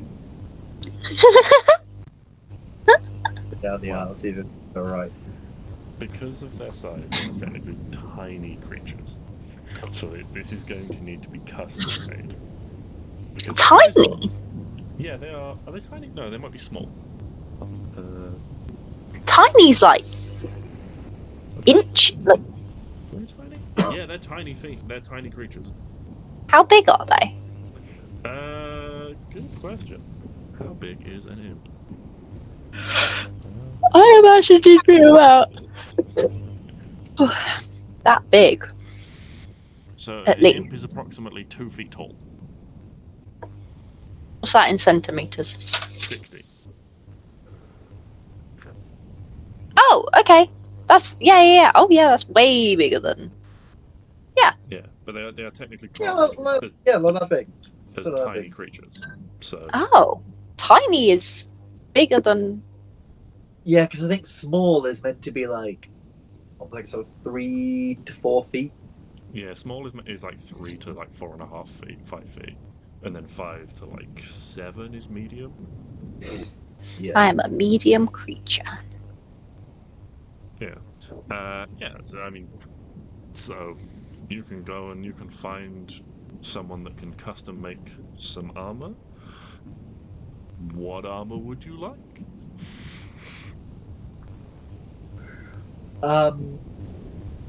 Well, as a reference point, I would ask how long will it take them to create armor types?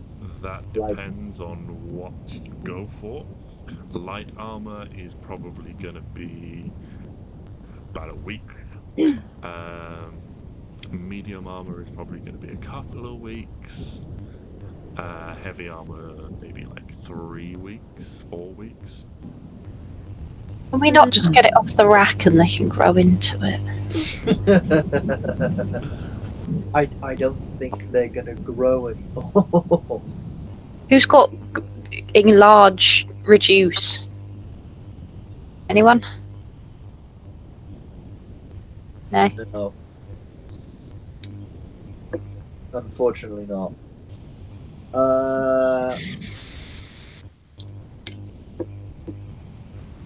Pardon me. That is for all 3 as well, not individually. So it's not going to be like 9 weeks if you get like heavy for all 3 of them. It's just Right. Oh, this is bad because the mechanic is not soon.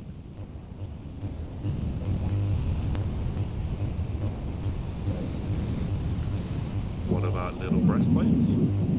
Yes, absolutely, 100%. Yeah, little sets of breastplate armor. Just they've got like chest, the main part sort of covered. Okay. Good enough. Okay. Ordinarily, a breastplate would cost 400 gold. However, because they are teeny tiny, they take up 1/4 the size of a medium creature in combat. So, 300 gold. Excuse me, for all three. And then, much like with ordering a pizza, any like ornamentations or like extra things you want, then goes on top. So if you want like decoration on it, then you can get some of that. It's like ordering a lot of things. Even for the pizza. Yeah, just their names. I think just their names. Sure, just their names extra on the breastplate. Right. Fair enough. Naughty, nice, Nancy. Naughty, nice, and Nancy. Okay.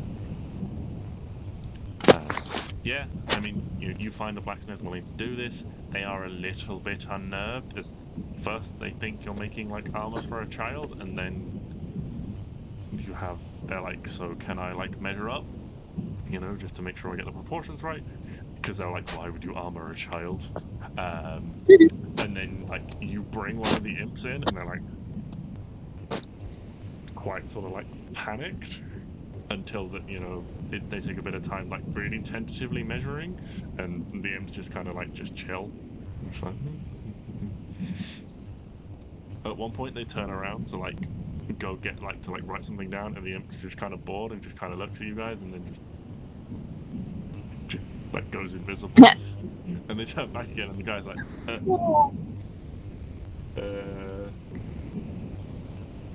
and then there's just a pop, and it's just hanging from the rafters, like upside down, just like. It's like, He's so cute. Can you? I love this. The blacksmith's like, can you make them just? Sit down. Well, I think I've got enough, and they just kind of like grab all their notes, like, yep. You can go now. I'll get this done. Yep, I'll see you in a bit. Okay, you can knock off like 300 gold, and in like 10 days or something like that, you'll have little impish breastplates made. Make sure they hold your hand when you cross the road. I will ask for these breastplates to be delivered to the house. Okay. So that no one has to go out with the imps and grab them. Yeah. And yeah, how much would that cost? 300 gold total. 300 total? That sounds like 100 gold from each of us. What about we just use the party fund? Oh yeah! Forgot about the old Party party fund is for all important purchases. Exactly. And we have 10,000, so. We have 10k in the party fund! Yep. Fucking hell! Alright, then do we want to stock up on any like potions? Potions. Stuff like that while we're here, yeah? Can we make the little belt of potion grenades for the imps? Yeah, I mean, it would probably do like, I don't know, probably like 3 gold to get like little belts, and then have them modified so that they had little like little loops with like little poppers on them, so you can like close them around and they're like snap closed, but you can then just like grab a bottle and like rip and just rip them off. Exactly. Amazing. That'd probably cost you about 3 gold to have someone do that, because it wouldn't be Amazing. And then we need the. Though, is when they don't understand the meaning of healing potion, and then they just start smashing the potions over the heads of their enemies. You take 4 piercing damage. You heal 4.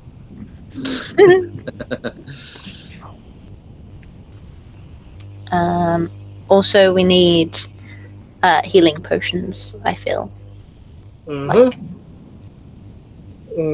Yes, we'll go to the magic place we usually go to and just grab as many as we can. How many does she have? Does the lady have that? Morgwin's. Yes, Morwen. Magical miscellany. Yeah, Woo! we remember. I remembered. Yeah, so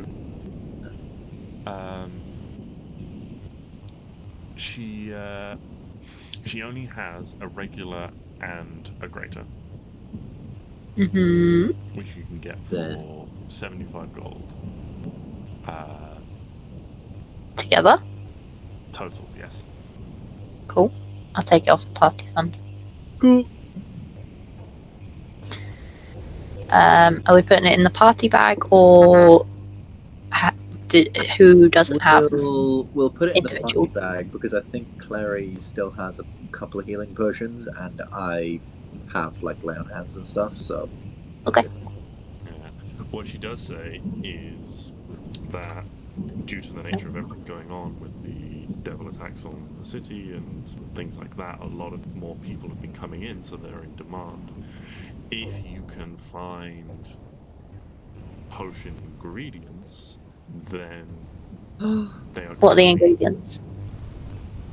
They aren't really listed, so That is not approved by the board of potion masters trading standards. no, it's like a video game. We just got to go picking up all sorts of random plants until it pops up in the corner saying. yeah. So if you wanted to look for potion ingredients while you're out and about, then that would just kind of come under a general check.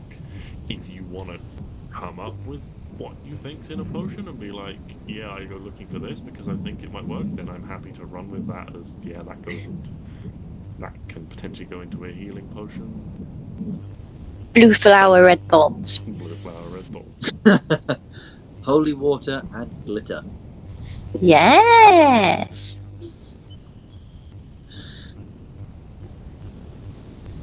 Yeah. Fanta Fruit Twist Zero. Ooh. I haven't had that in years. I haven't had Fanta Fruit Twist in years. Years. What do you get with a meal deal? An innocent smoothie. Because they're expensive. And you've got to make the most of your money. An innocent smoothie?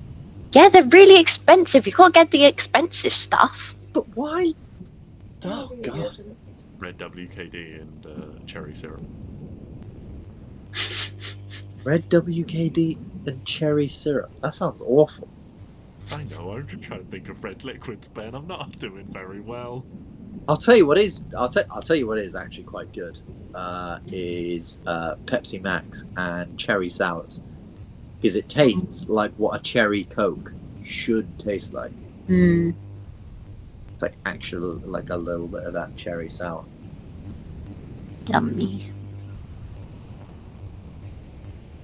Now I'm thinking about it. Nope. Nope. Nope. It's just a woo-woo cocktail. A whoop whoop. Yeah, just cranberry juice and vodka and peach schnapps.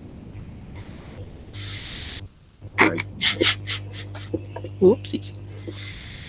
Okay. Anyway. Well, you have little imp breastplates and Whoop whoop. Whoop whoop. well, unless anyone has any other plans, I'll mark off another day. Yeah. You are now on the 5th day. The meeting is on the 9th. Genevieve will arrive on the 7th. Oh, I would like to sleep for an entire day. Okay. Did we want to have a brief conversation before we get into anything about what spells we're putting into Rings of Spell Storing / Your Sword? Whilst we've got a week to just like throw spells into whatever. Well, so far in Hugo's, I've got Fireball and Inflict Wounds. I have one more level 1 spell slot. Do you I want, was going to put Hunter's Mark. That's what I was going to do. Yeah. Otherwise, I was going to say like a healing word, just as like a Yeah. safe thing that could be useful. You can also just like take stuff out if you want as well. I think. Take stuff out. Well, like if you wanted a hunter's mark and a healing word instead of an inflict wounds, you could just be like. Yeah, no, I only just put it in there Oh right, okay. because I want inflict wounds. Okay, cool. Just making sure. What do you want in your sword? You can have anything, anything that anyone has. Also, acts as a ring of spell storing. So what spells do you want in your sword? Is it like a ring that it can only have up to level 5? Yeah. Yeah. But yeah, Let me it's take- just like so it's like a function of the 5 sword levels. itself. 1 to 5. Yeah, Great. I should. Well, that's a very, very good question.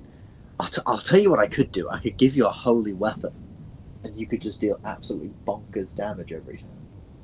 Because you'd be doing bonkers damage anyway. I know, but then she'd do an additional 2d8 radiant damage on top of everything. Oh damn! Yeah, radiant damage is good too. Bonus action, cast it. Your sword now deals 2d8 radiant damage on top of everything. No, but it will require you to concentrate on it. Yeah? Boom, that was easy. Otherwise I was going to like Death Ward and stuff, but no, that works. Okay, so your sword has, I'm going to put it in your bio.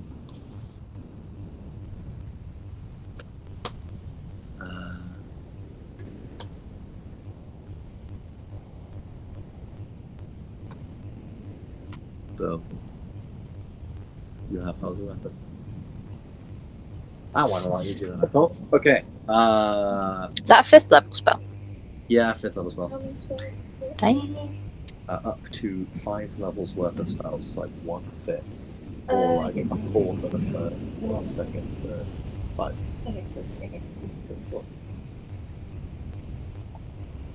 Boom! That's that sorted. Yeah, I think just a day chilling out. Okay. I can't really think of much. Yeah, I can't really think of much, if anything, right now.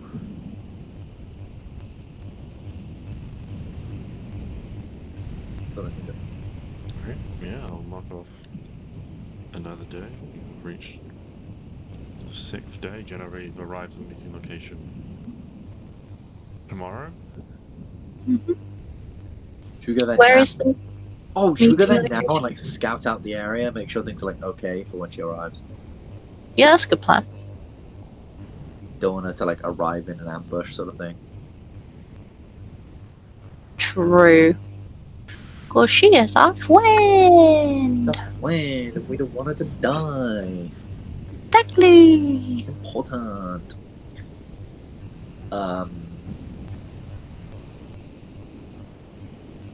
Which of our myriad of ways should we use to get all the way over there? Where in? Is it somewhere we've been before? Do you want a reminder of the message you received, or the messages you received before you make your plans? Sure. Okay, so the Yeah. messages you received were, because obviously for you guys it would only be like a few days, whereas for us it's been like over a month. The message you received: Fellowship of Aegis, I am Xanathia, contacting you on behalf of Lady Genevieve. The Council has accepted an invitation to parley with the invader Balsam. End message 1. Message 2: the meeting is 13 days hence, which is now like 5 days. 50 miles south of the Arangara Mountains, Lady Genevieve will arrive in 11 days. End message 2. Message 3. You are not permitted to attend. Genevieve implores you to follow Arwen's example. Always follow orders. So And 50 miles south of the Arangara Mountains. which are Where are the these Arangara mountains? Mountains? Oh, okay. Oh yeah, So those.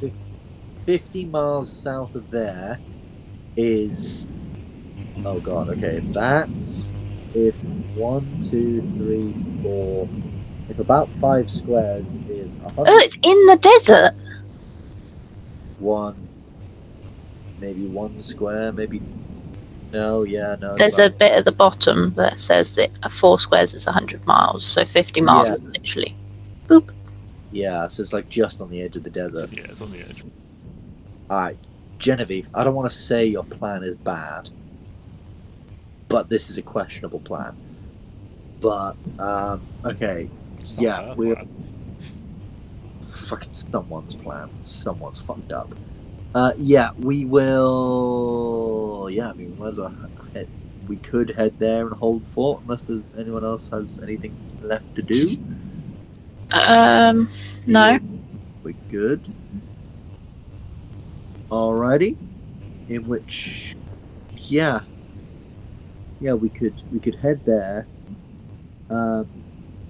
Hold fort.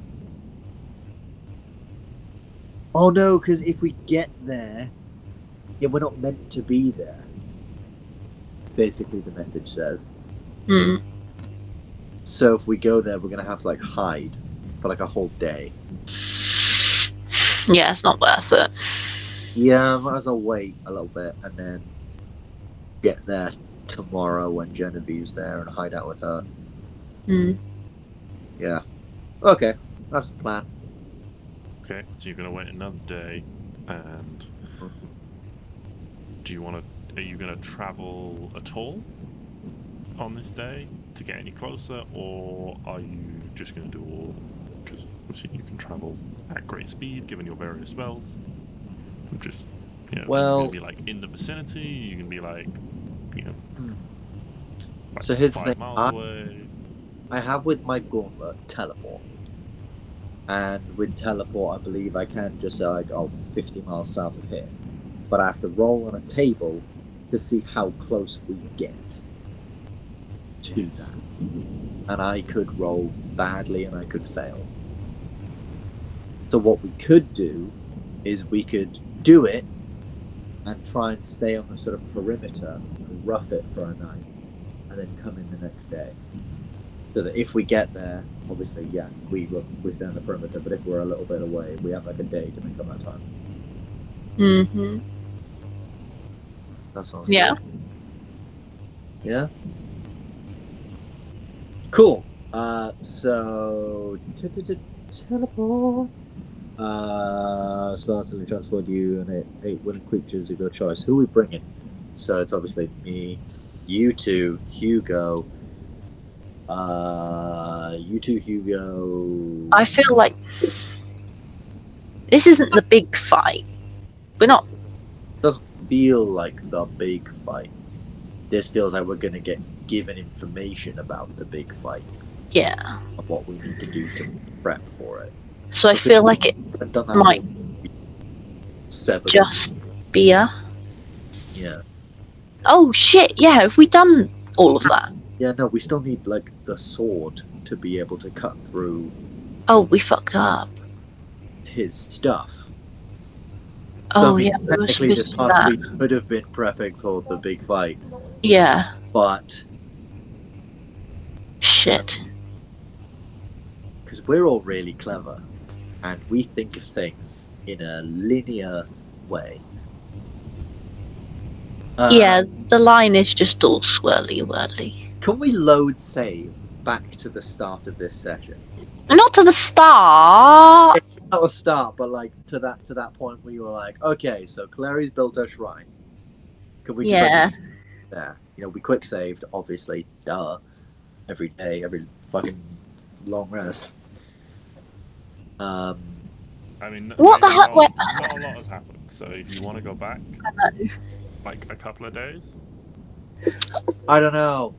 I can't remember exactly what we need to do. So the whole thing was we needed the Eye of Spectatrice to be able to see the strand of the weave that connected Balsam to his source of power. Yeah. We then needed a blade, so that's what the whole thing with the Spectatrice was. Yeah. Then we needed No, you needed the essence of the spectre trees. Oh, sorry. Yeah. Sorry. To Yes. imbue the blade so that you could cut tethers that exist in the ethereal. Oh, I And thought you've it. got eyes of true seeing from the hags and the fae to be able to see them. Oh. Which we gave to Regis to deal with, right? Yeah, All that. Regis and Matilda were building you goggles so that you could see. Okay, cool. And then we still need to build a sword, forge a sword. Yes. Yes. With the You need to dwarves. find a forge powerful enough to do it. Okay. Because the essence of the spectre trees is such a powerful magical thing, you need a powerfully magical sword that can contain that energy. Otherwise, there is a chance that both the essence, well, the more powerfully magical the thing, the lower the chance that the essence and the weapon you're trying to create are destroyed in the creation process if it goes badly. And we heard of a forge. Yes. And am I right in thinking that forge is on Stone Shell Island in the big volcano there? Or was that, or was it in the Dwarven Mountain? It was one of the two. So there is a legend. Matilda knows of a legend of a legendary forge of a golden dragon called Solaris. The story went he became melancholy after the Dragon War, witnessing so many die, and withdrew to his forge, creating a labyrinth of tunnels to surround it. Any who survive the labyrinth report that it feels alive, watching them and testing them. Dragons have searched for the forge in caverns and tunnels that worm their way through the volcano on Stoneshell Island. Excavations have tried to dig deeper, but digging too deep unsettles the volcano, causing those caverns to fill with lava and be sealed once again. There are 3 known active volcanoes in Kavran: Stoneshell Island, Felonmore Island, and Moltorenheim. Dragons used to have a much larger presence in Kavran in the past. The volcano could be any of one of them or an extinct one. Speaking with the dwarves might be beneficial to see if they have any knowledge about legendary forges as well. They also might know something about it. The gnomes live near the dwarves. They are great tinkerers and might have stories or legends about powerful arcane creators, was what Matilda told you. There was also Matilda had uncovered a piece of like an old poem or something like that that went along the lines of Bahamut flew in from the west like an arrow from the bow of Varbek himself, accompanied by 7 golden dragons. Resplendent in the finest creations of Solaris, they were like 7 glittering suns upon the battlefield, and shining brightest in their center was the platinum moon, Bahamut himself.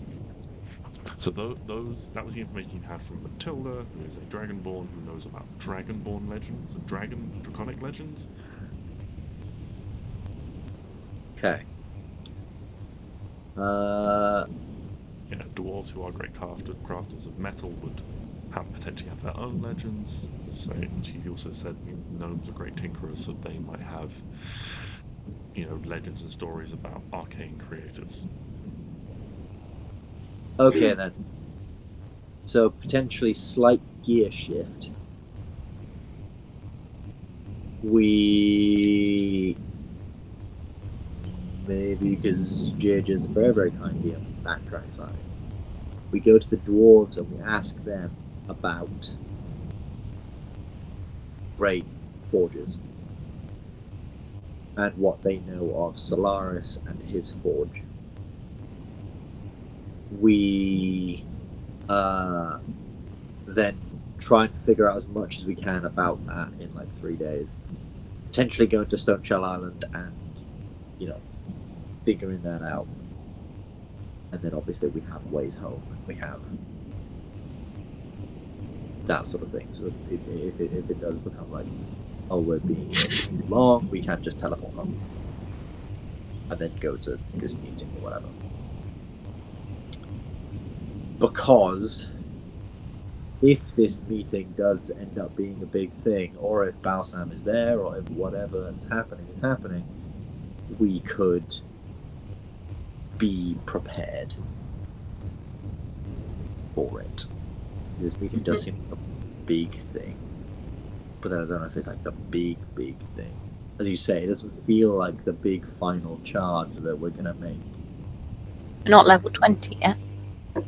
But at the same time, it does feel significant enough where I think, yes, we should probably be quite prepared. Yeah. As prepared as we can be anyway. I'm scared. Yes. So, did we want to do that? Did we want to head to, like, Gargenheim? Old Gargenheim, even. And speak with some of the dwarves there. See what they know about Solaris and the Forge and things like that. Boom. We met some dwarves, didn't we? We did meet some dwarves from there.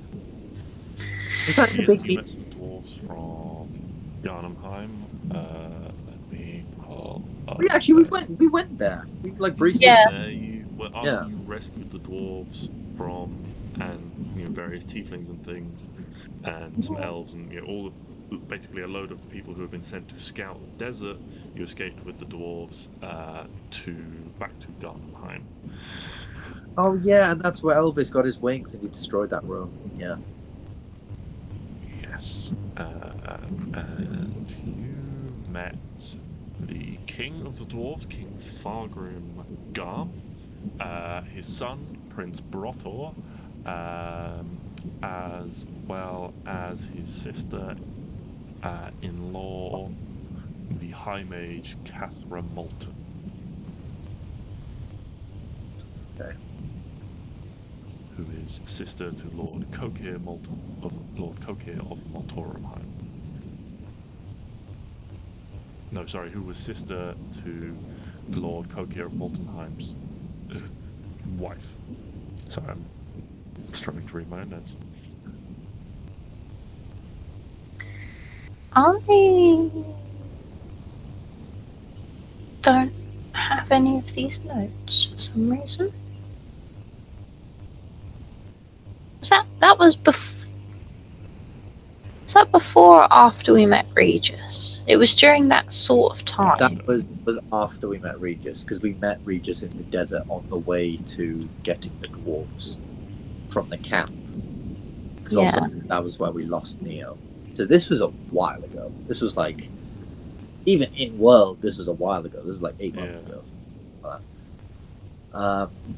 So we met a weird tiefling who's old and a druid.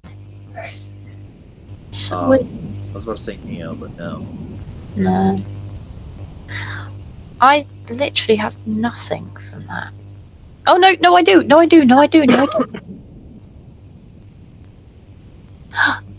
Stumps. He's a blacksmith. Yes, there is a gnome in the employ of. It's very eccentric and super cool. Yes, an eccentric gnome, Stefan Stumps Scracklin. He's cool. Yes. Okay, cool. I do have all of that stuff. That's good. Cool. Yes, shall we go to them? Yes. So we backtrack a couple of days. Okay. Like 3. So we're going to backtrack to, let's say, 5 days before the meeting. Okay. And we'll say you guys have been efficient with your planning. Klari's got her thing. She's attuned to it. We haven't wasted time. We haven't wasted 3 days having a nap and gorging on nothing but bacon. I imagine, Arwen. Who can say?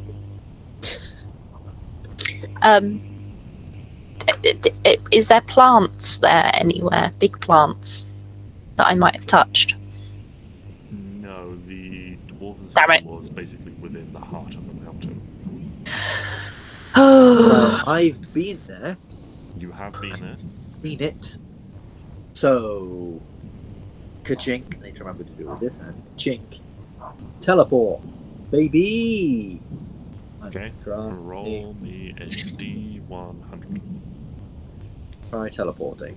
Having Just been try- there, spent some time there, rested there, I will grant you the very familiar condition. For this. Yay! So basically, anything above a 25 is good. Below that, you start to. Oh no. Things start to get tricky. Wish me luck. Oh! You are off target. The distance is 1d10 times 10d10% of the distance traveled. For example, if you travel 100, so the distance is 1d10 times 1d10% of the distance traveled. For example, Yeah. if you travel 120 miles, landed off target, and rolled a 5 and a 3 on 2d10, you would be off by 15% or 18 miles. The DM turns the direction randomly. Okay, can you roll 2d10 for me? Well, that's fine because I've also I can just waste my wind walk and we can get there pretty quickly. So you are 13%. Now I need to do some maths. We also need to determine how off target we are. Yeah, alright. How big is that? That's a bit too wide. I need a little bit shaper. It's the right size. So that I can mark on my map. A little bit of paper, that's my size. So, 1, 2, 3.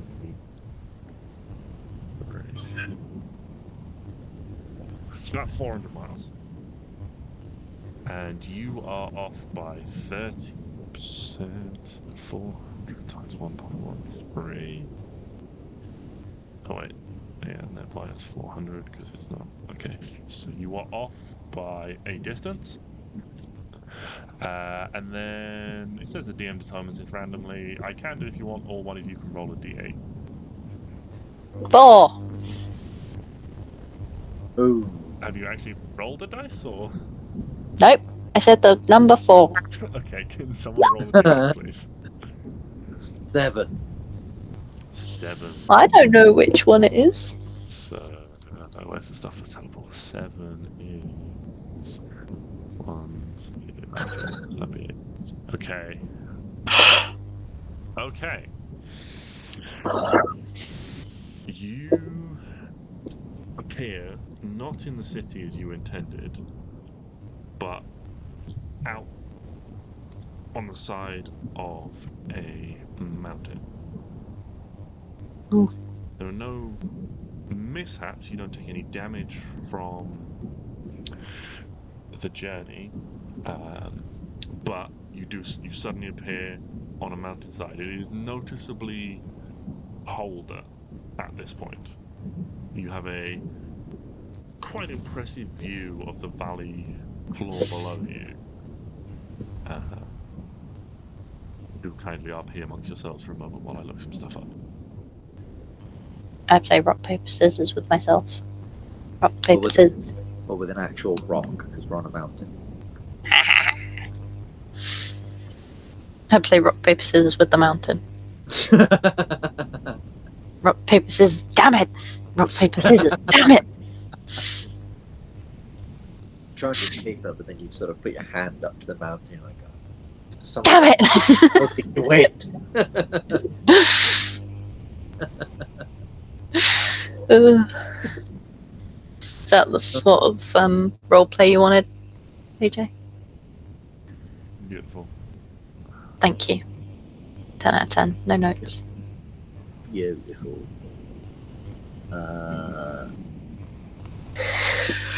But that's what's going on. I need to add. Oh, sorry.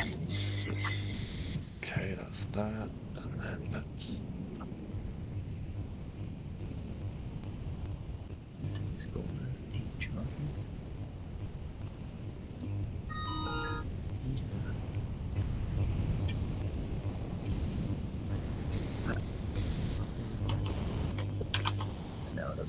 is that? 7th level spell. Cool. And I can still cast Jump today.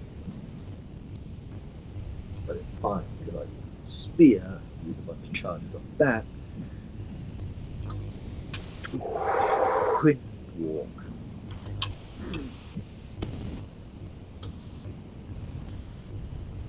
Wind walk. Wind Walk.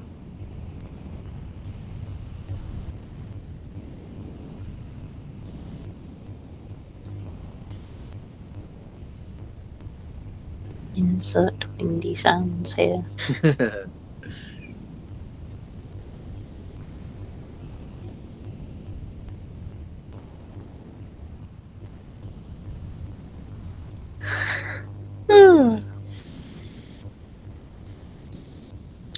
What are you doing? I am just looking up some stuff and coming up with some names for some NPCs you're about to meet. Might I suggest Roger or Sure. Graham? Okay, so you have emerged on this mountainside. It is cold here. There is a hint of snow in the air. You can see there is a little bit of on the slopes above you. You can see that there is some snowfall. It is also much darker at this time of day than you'd normally be used to, but due to the height of these mountains sort of shadowing you from the sun. What do any of you do? Can we see in any kind of distance a mountain? Oh no, a mountain. Yes, you can. Hey, I won't make you roll a perception check to see mountain. a city or any kind of architecture. You cannot. From this position, you have just emerged. You are quite high on a reasonably steep mountainside. Glancing around you don't see any settlements or signs of anything like that. Well, guys, unfortunately, the place we tried to go doesn't exist anymore. The dwarves are gone. They're all dead now. I'm really sorry we had to find out this way. There are some people we just can't save. Oh god. It's okay. You know what? Thinking about it might be a fuck up with the gauntlet. This is probably just this is my first time using a teleporty spell. That's technically the highest spell I've ever cast in my life. Performance problems. How high is this spell? It's a 7th level spell. Something that a paladin should not be able to access. But I'm a special little boy, and because I have a gauntlet. So do you wanna? I can make us wind, and we can look around. Great idea. Let's go. All right. I tap my spear on the ground. We become wind. Okay. And we go and take a look around. I imagine just fly around and try and find stuff. Okay. Yeah, I mean, make a perception check. As you are flying up in the air trying to look for some kind of settlement. Can we all do one? Because we're all doing it. I'm assuming we can all do one because that's. Thank God. I'm still looking at my gauntlet like, why didn't you fucking work? What is wrong with you?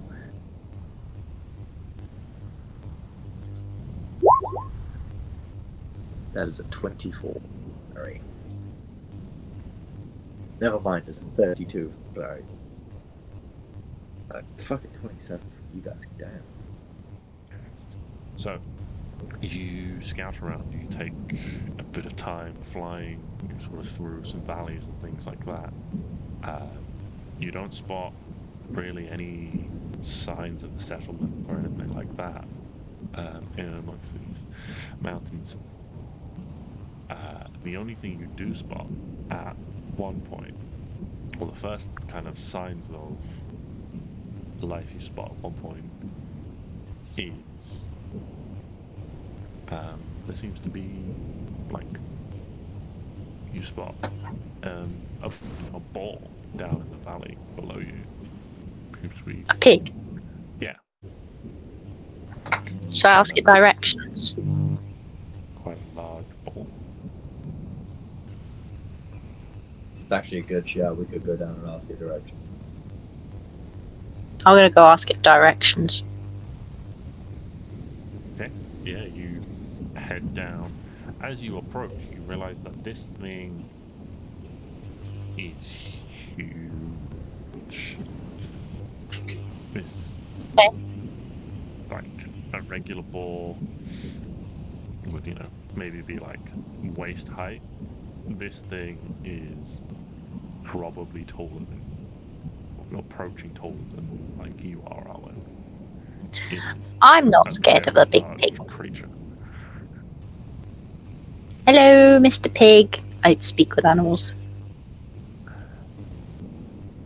But it's it's kind of just sort of like snuffling and like through the undergrowth.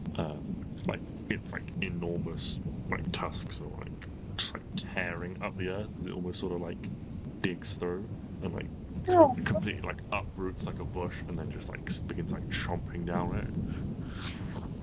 You can't speak with animals and it's like turns its head like massive head in your direction. It's just like it's still just like lazily just like chewing on this bush. It's just like looking at you. Like you get the sense that it's heard you and it's like just it's like responded to your like greeting, but it's just looking Hello. at you somewhat expectantly. We're a bit lost. Do you know where the nearest town / settlement is? No, I'm a pig.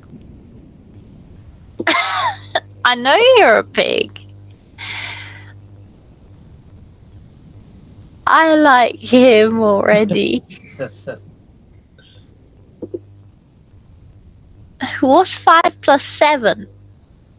I don't know. I'm a pig. What's the tallest mountain in the world? Literally. That one? Oh. Probably, yeah. Very big. It's pretty big. Do Not been to the top. you know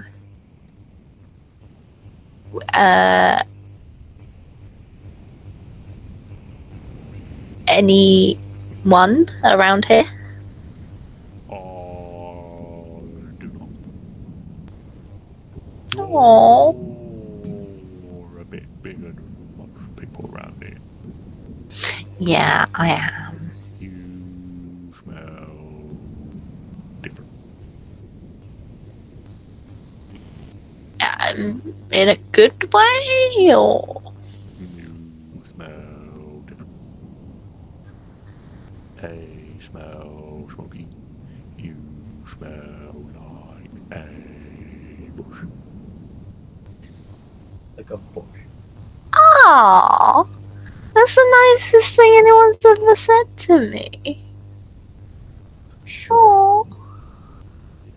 Aww. Well, you smell like a bush too. I smell like a pig. Thank you very much. Yes, you do, sir. Where do the people that you sometimes see normally go? Like, what direction do they go in? They go back and Fourth, I don't like them. They have the pointy weapons. Oh. Oh no. He turns turns around and kind of shows you his butt, and there's like on his butt there's like a big kind of like lumpy scar where he clearly got like wounded at one point and didn't heal like cleanly. When I was small, one of them poked me quite hard.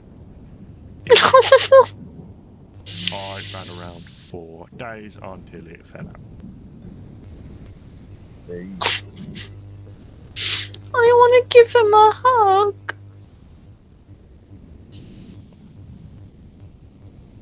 Can I give you a hug? Sure. I give the to eat you because you smell like a bush. I don't taste like a bush. Yeah. I give him a It's kind of like hugging a cart horse. Like it's just enormous. hell yeah.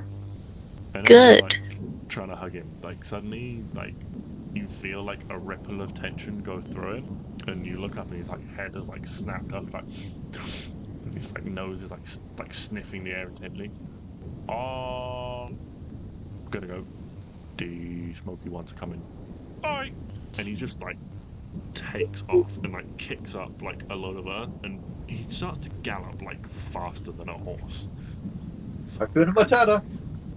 What was your name? Wilson. You're coming to my sleepover. Okay. You had the perfect opportunity to name him Timon.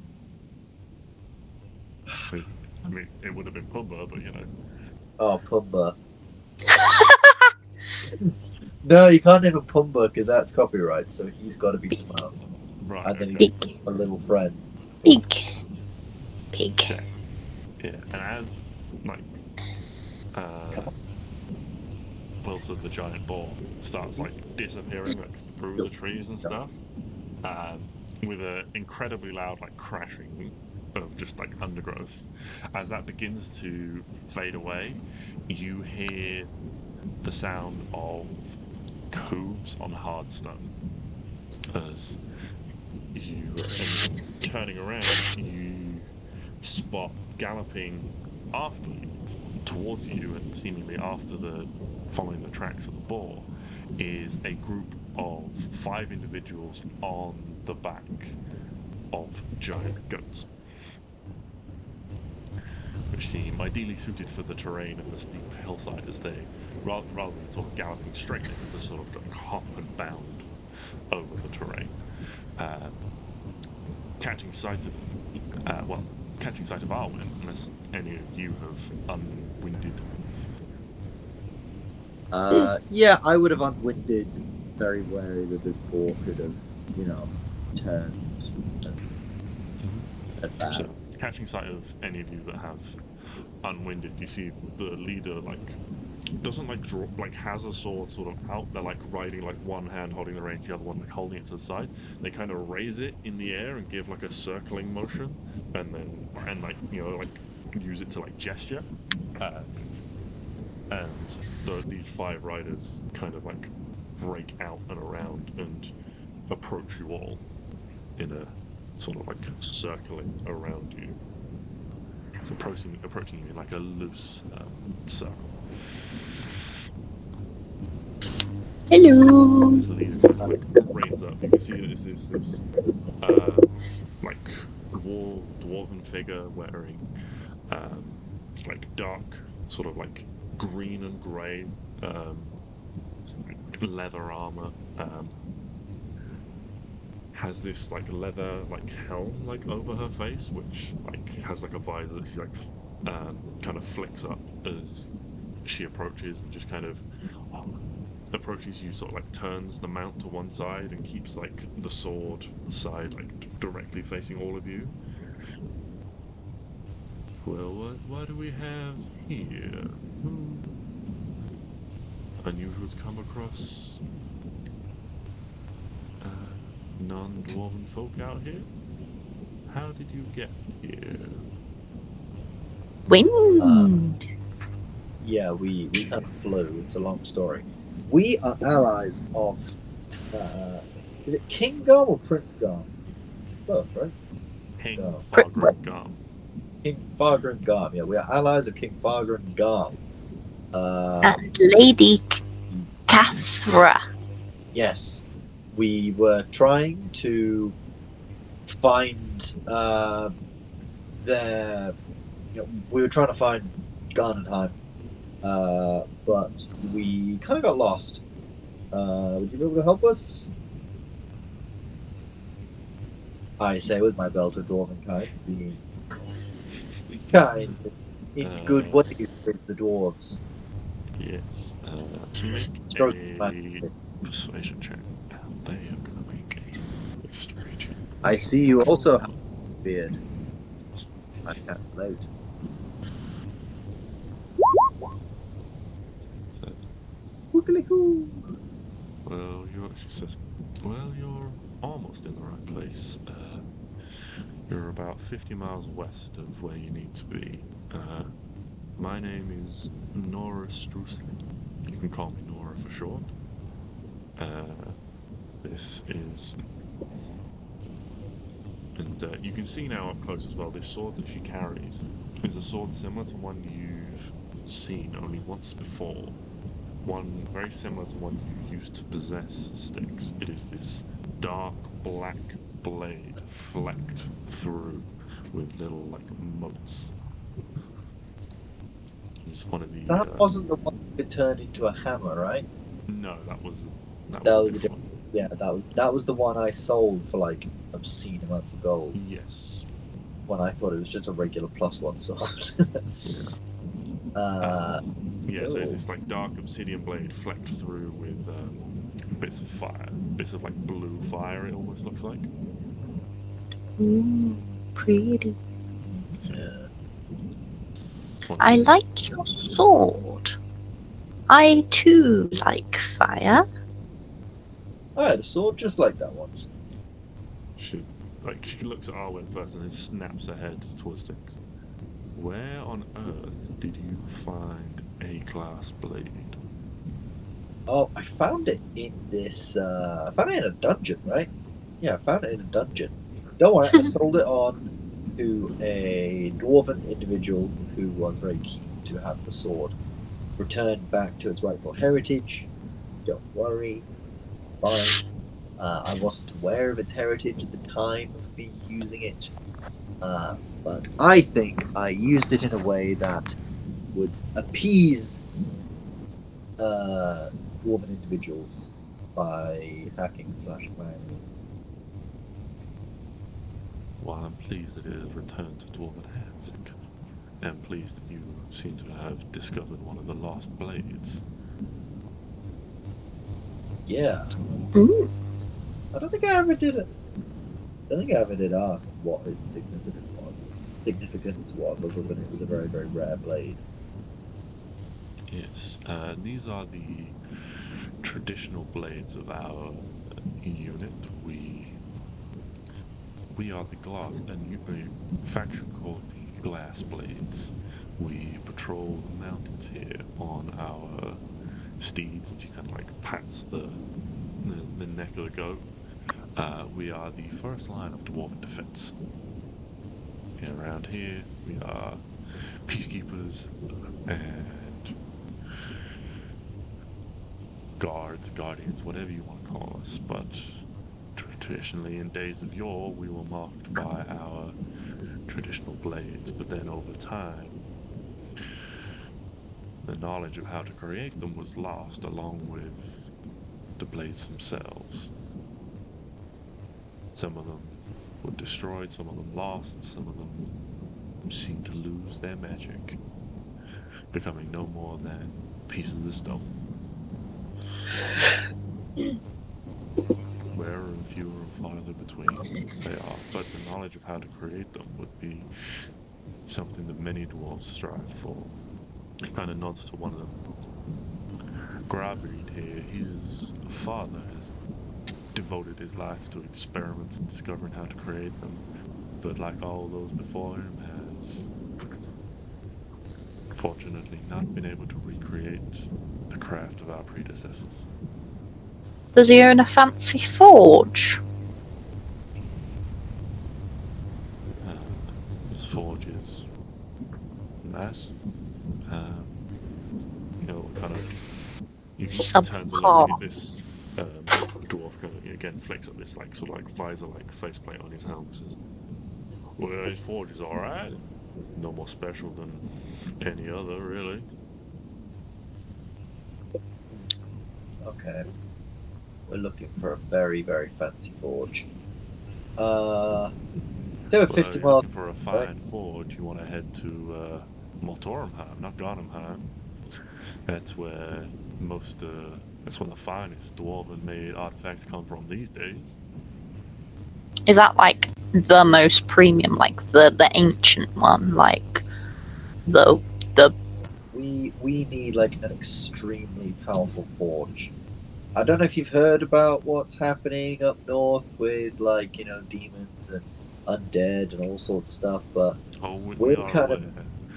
of Of late, we're involved in that. particularly busy. Most of our business is, keeping the wildlife under control, keeping routes open for travel for individuals and such like, hunting down any bandits or criminals that happen to be on the loose that we get reports of. But lately, a lot of our work has pertained to attacks by and occupations by these devilish folk that have come wandering around more and more frequently. We lost 2 the other week and heard reports of a squad that was lost on the southeast side as well, gone missing. Team huddle. A second. So it seems like Balsam's sending groups of demons out to like attack. I bet the elves have been attacked too. I bet everyone's been attacked. Yeah, but like obviously the massive undead army was like up north somewhere.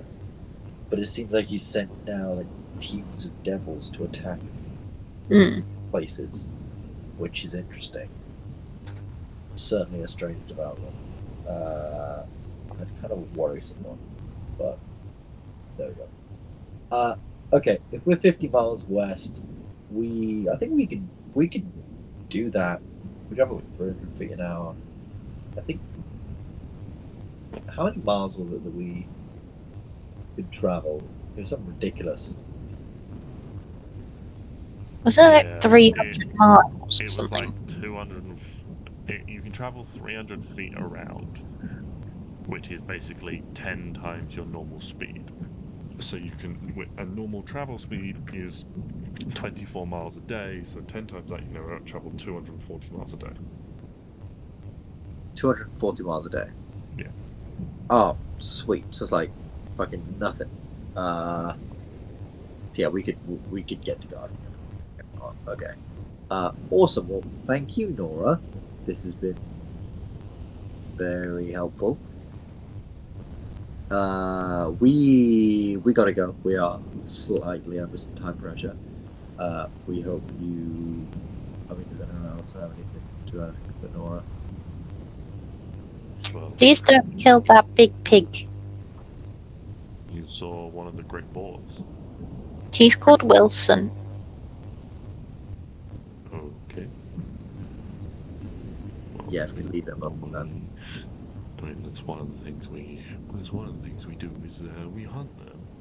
They can feed it because they are delicious, and 2, they can feed dozens of people for days. Okay, but just don't eat Wilson. If I find any and they tell me their name is Wilson, I promise not to eat them. Thank you. He's got a scar on his butt. He showed me. Okay. Well, anyway, Yes, well, if you're heading to Garnheim, then, given the dangers of the times, we will gladly accompany you on that journey to make sure you will make it there safely. Oh no, we can do this, and then I become wind. But it's like over the course of a minute. So I'm like, we can do this. Yeah, it's quite awkward because there's like a good few seconds before anything like noticeable happens to Stix, and then like this change slowly starts to take place over the minute, and everyone just kind of like really just like awkwardly just like watches for a I minute. can't do it while you're all watching. Oh god.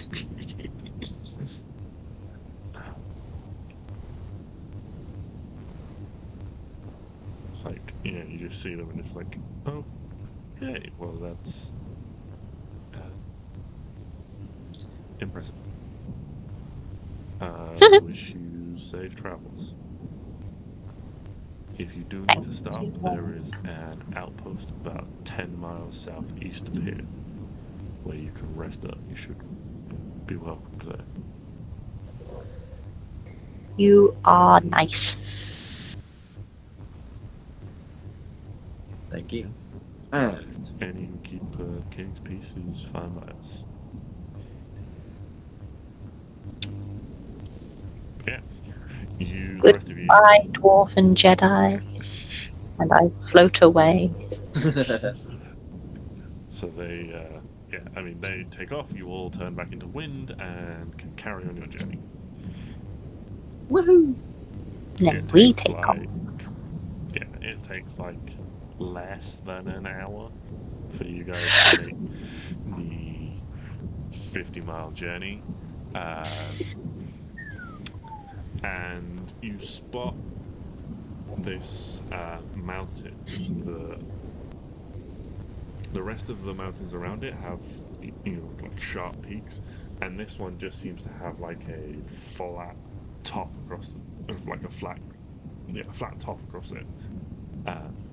And you remember that the city of Garnheim is built into the mountain itself, and like the top is actually open to the elements, so they do, for a very brief period, actually get daylight down into the city when the sun rises high enough. Woohoo! Light. So Yeah. that is, so you can either head up or you can head like down to the base and try and find an entrance down there. Now I think we go straight through the top. Straight to the top. They know who we are. We're good friends of people. We were here before, and we're important. Okay. We weren't here before because we're in Moltenheimer. No, you were here before. Yeah, we were here before. I thought we were in Gargenheimer. That's where you Yeah. are. Where we are now. I thought they told us to go to Moltenheimer. They said there was a forge there, but I mean, we could go there instead, but they didn't. Oh, say. sorry. I thought we were going to Molten. Yeah, no, that's fine. Sorry. Yeah, Gardenheim is where you were initially intending to go because that's where King Fargrim is. They said Yeah. that the greatest dwarven creations were crafted in Moltornheim. Yeah, so we were like here, and they told us to go obviously like 50 miles west to here. So what I will do now that you know where you are, I will add you to the map again. Oh yeah. I think I'm confused. You guys are But like that's here okay. now. Yeah. Now we're here. We were like here, and they told us to That's go east, down. Ben. You were the other way. Oh yeah. No, because they told us to go west, which would mean we were east of Gardenheim. That's me misspeaking because I also struggle with directions. You were Okay, west, so they told you to head east. oh, Well, they should have told you to head east instead of west. okay, so we were west Anyway, over here, you are. all the way over there. You have arrived in the city. It is monstrously cold, the height you have to ascend to in order to like head down into the city, and having the mountains like around you, almost like below you as you rise, is fine, but when you like crest over them, it's almost vertigo inducing, the sudden drop that even though you're wind and can fly at the moment, it almost feels like you're just going to plummet into this mountain. But you slowly descend into, sort of the shadows cast by the city, the city built into, this, what you've come to realize is like a dormant volcano or an extinct volcano, basically. Oh, that was in the thing. Yes, Which good is what stuff. allows it to be, open to the top and things like that. It makes it a Nice. bit sort of like flatter as well than some of the sharp peaks around it. I say we just appear in the king's throne room and nothing bad can happen and no one will point any spears or Well, big I think sharp we're still knives at somewhat us. visible as wind, so You we. are visible as you look like wind elementals. So why don't we just go to like the front of the castle and then unwind and say hi, I guess. or really freak them out by just appearing as wind elemental and saying hi. Which, as your wind, just sounds like.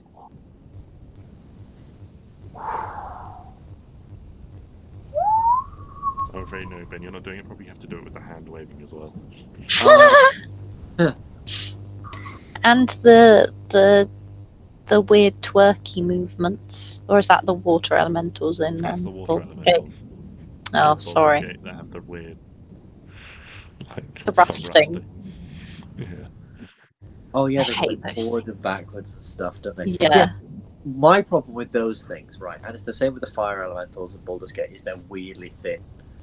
Like, who decided to make them so stick thin? Well, I think they're supposed to be like almost like tornadoes come to life. So you've got like a fire tornado or like a water, whatever it's called when it's in water. I know, but they don't look like the most Tornado. menacing thing. They look just like you could just sort of push them over. The earth elemental's this big, Yeah, the slobbering, elemental's huge. and then the fucking fire, water, and air elementals are just sort of like these creepy little lanky bastards. Yeah. Thank you, Abby. Yes. Yes. I think I did really well. Good impression. Fantastic. So beautiful. Wood Thank water you. elemental again. Wood you. water elemental again. Very strange.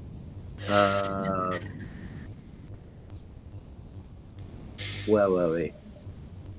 At the door.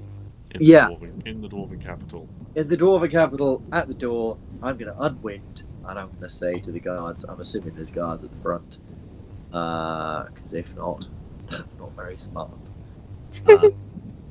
Hello, individuals, although I sort of slowly over a minute unwind, so I'm just kind of like, hi, sorry, one sec, I'll be with you, just one, I just got to, can you guys turn around? You got to. It's like Stix's voice has got static. Yeah.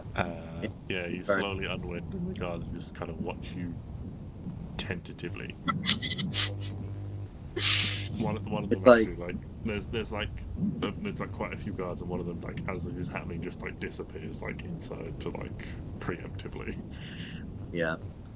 At first they're really concerned. It's like weapons are what the fuck's going on here? But then as it's sort of slowly happening over 1 minute, it sort of becomes less concerning and kind of more pathetic as I'm just slowly there becoming a normal guy.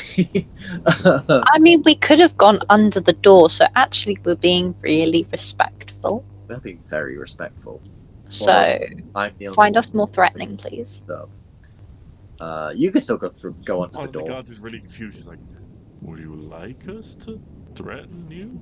Would that make you feel No. Should Actually- one was like, Captain, should we be threatening them? And the one's like, I don't think so. he's like, I don't think. no, I think I recognize them. Yeah, we're okay. We're good guys. We've been here before. Yeah. What is your purpose here, mage? We would like to speak to someone here, because I realize we've got to the king, but if modern history shows us anything, or actually history in general shows us anything, it's that the rulers aren't always the most cleverest of people. We would like to speak to someone about Forge and Solaris and things like that. We were hoping that someone such as King Gardenheim and others could inform us. We are friends of King Garn, and obviously, but as you said, you recognise us. We've stayed here before. We're the Fellowship of Aegis. We fucking rock. His Highness is currently not receiving guests or visitors at the moment, but I will make him aware of your presence.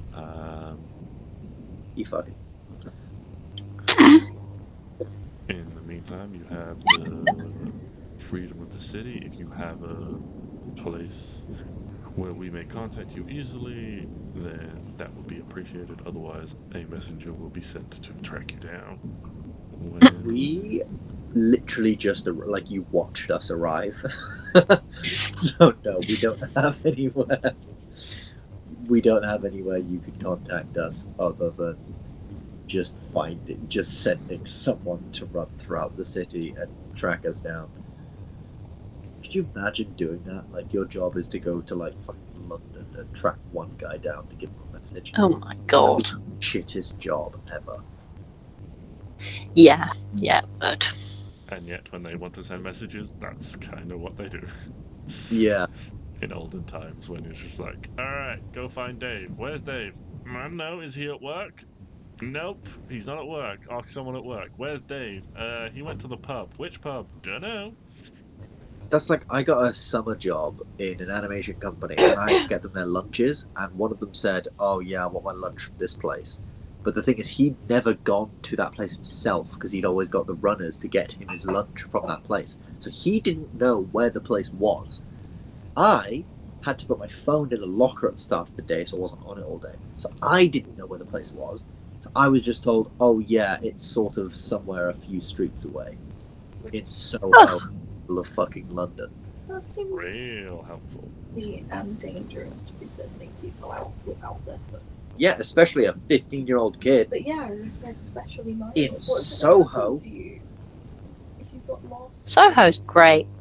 Soho is terrifying. It's a 15-year-old kid. I think it's more so. Sex shop, Oh. like 5 stores. But to send you out with no way to contact you. Soho's just full of sex shops and gays, it's fine. It is. And on the final tangent, we went there with my family was in London the week before I started, because my parents wanted to sort of show me how to get to the place I was going, and they wanted to see it, look around, and we were just generally in London.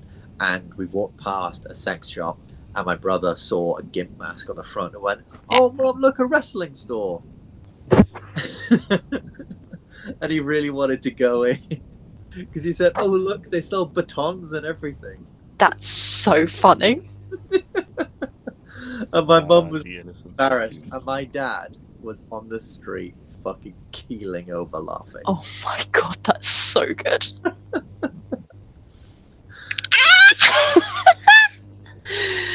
Anyway, moving on.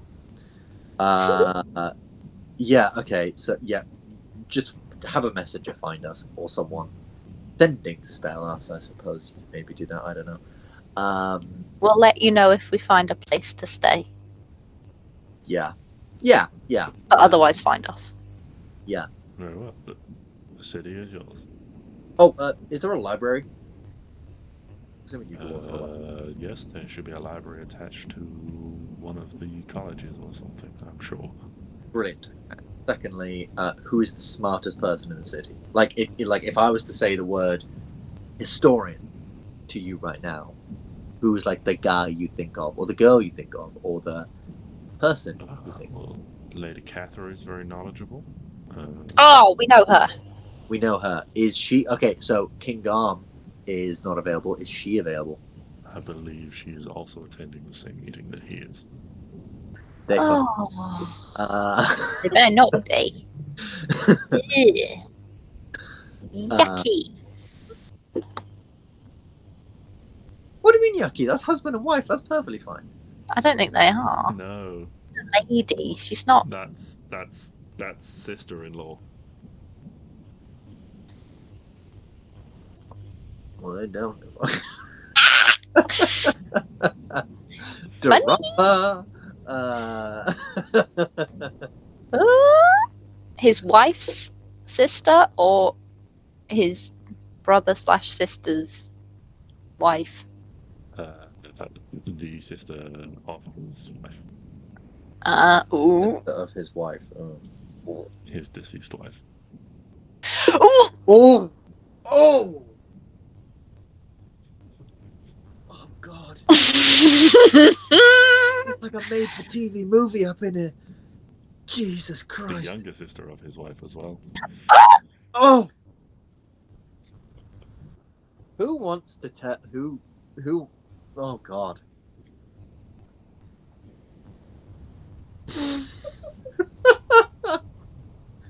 Anyway.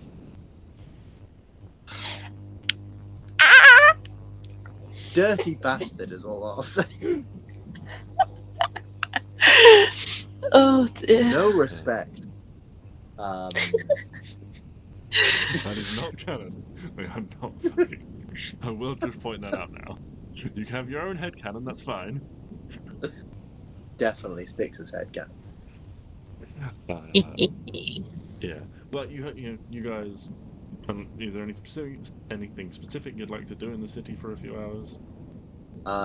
He mentioned colleges and libraries. Mm-hmm. I would like to find one of these many colleges. I'd maybe ask him, like, okay, one more, like, history-centric, like, academically inclined. You know, like, I'm imagining maybe one's more, like, maybe technologically inclined or something like that. Yeah, he would give you directions. He'd be like, one of them's over here, one of them's over there. This one is more like history and knowledge. The other one is a bit more like medicine and science would kind of be the equivalent, but it's like, yeah, one of them is more sort of like history and academia. The other one is like more sort of like engineering and practical stuff. So it's like the like how to identify ores, how to build machinery, how to proper like forging techniques and stuff like that. So they have some forge knowledge because it's very applicable to what dwarves do in their crafting. So it's up to you where you want to go.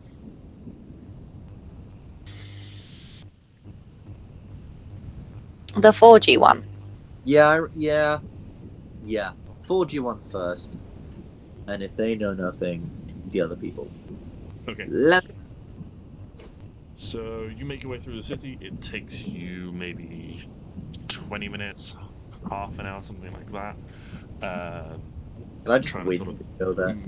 Move through the streets with the hustle and bustle.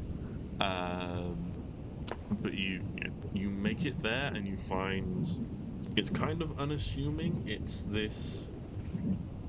There's like the college name is like emblazoned in like stone over it. Or like etched into the stone, like a big stone lintel, and then it is this almost like double wide set of like iron doors that are just like open, and inside you can see what looks like kind of like, because this is where it starts to like head back into the side of the mountain itself, and you can see there looks like this like courtyard lit by these like lanterns and things on the inside. But yeah, it just seems like open. There seems to be people sort of like moving around. They look youngish. Like they look like younger dwarves and things. Ooh. Scary children. It's youths of today. Ah, goddamn youths of today. No respect. Cool. I will. Yeah, I guess we go in and. Do we just want to go to like the library and look around ourselves, or do we want to like find the professor? Could do what we usually do: drop Klari at the library, and then go and find a professor. Yeah, that sounds like fun. I think that's fun for everyone. Klari gets to read, Very good to read. and Arwen gets to not read. Okay. Do you want Yeah, well, make like an investigation check just to see if you can find the library. to come with us? You know what it's like on campus when you're trying to find a building. Yeah. I will investigate where all the nerds are. Fucking 7. 7 I don't got know what here. a nerd looks like.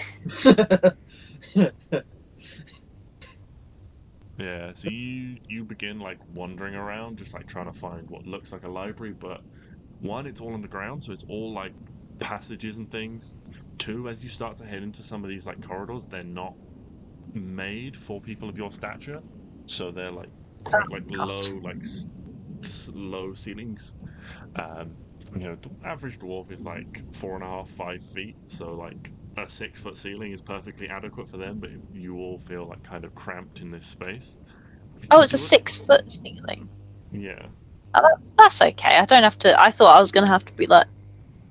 No, it's just like a low ceiling, so it like feels like tight and like if any of you Okay. have sort of claustrophobia, it might be starting to tickle that a bit. and 3. Um, Arwen's bullied the chess club.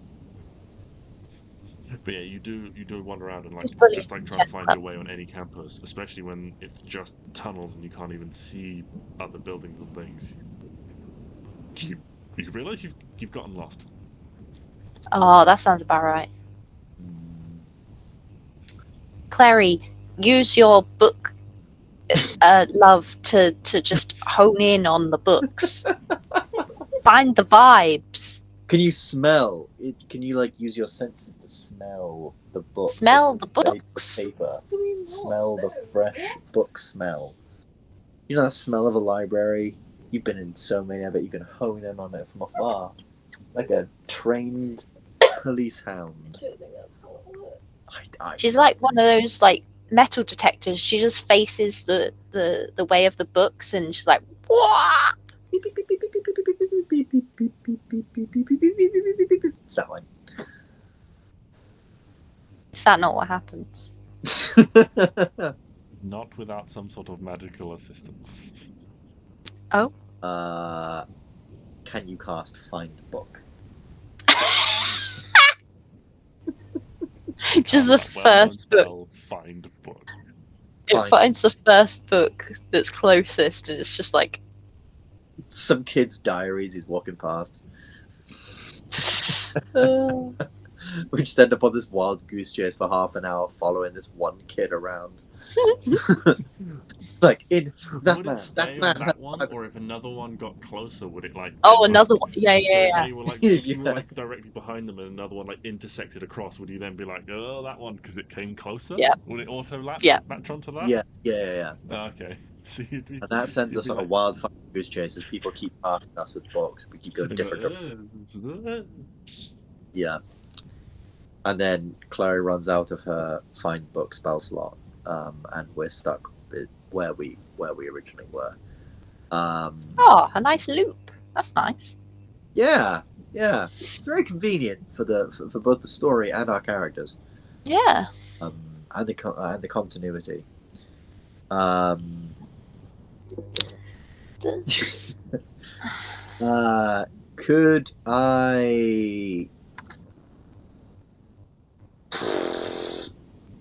Could I? What if Hugo smells for books?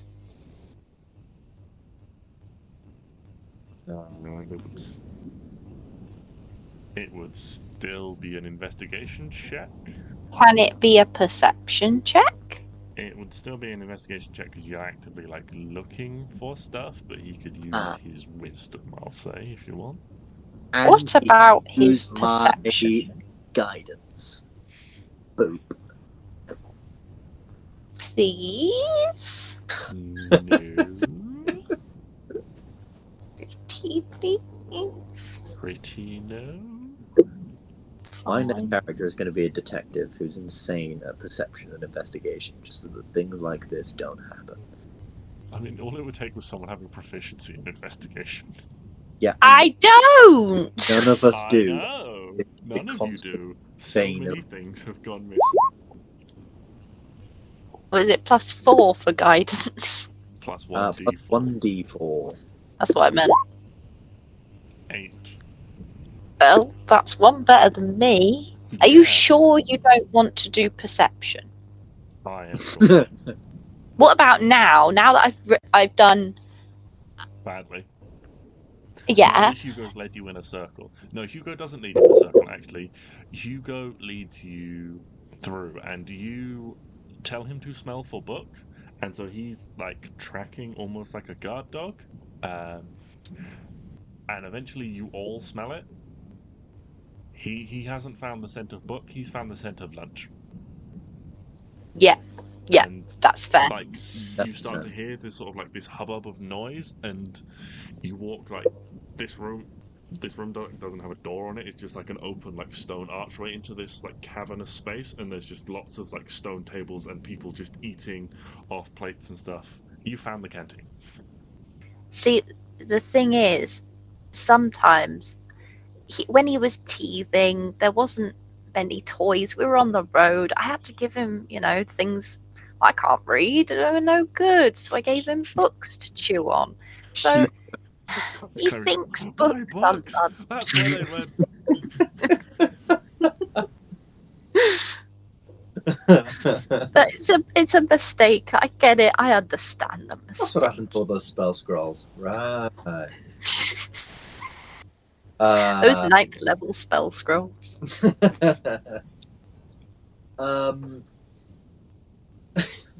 Oh yeah, Klari still has the spell scroll Earthquake. We could bring this whole city down. Oh, reignite that volcano. It's not dormant anymore. Can I do something completely outlandish and crazy? Sounds I so don't know why you're unlike Stix. asking. And can I ask one of the dwarves around us where the library is? Oh my god, that is really outlandish. We're in the canteen, so I'm just gonna find a table. I'm gonna sit down and go, "Hey, cool kids. No, I knew this was happening. How's it going? Wow, you guys are a lot shorter. You So can't say that. no, it's One of them's fine. like, I have "Hey, I'm nearly 4 foot, I'll have you know." yeah, but I have my belt on, so they take that as like a compliment.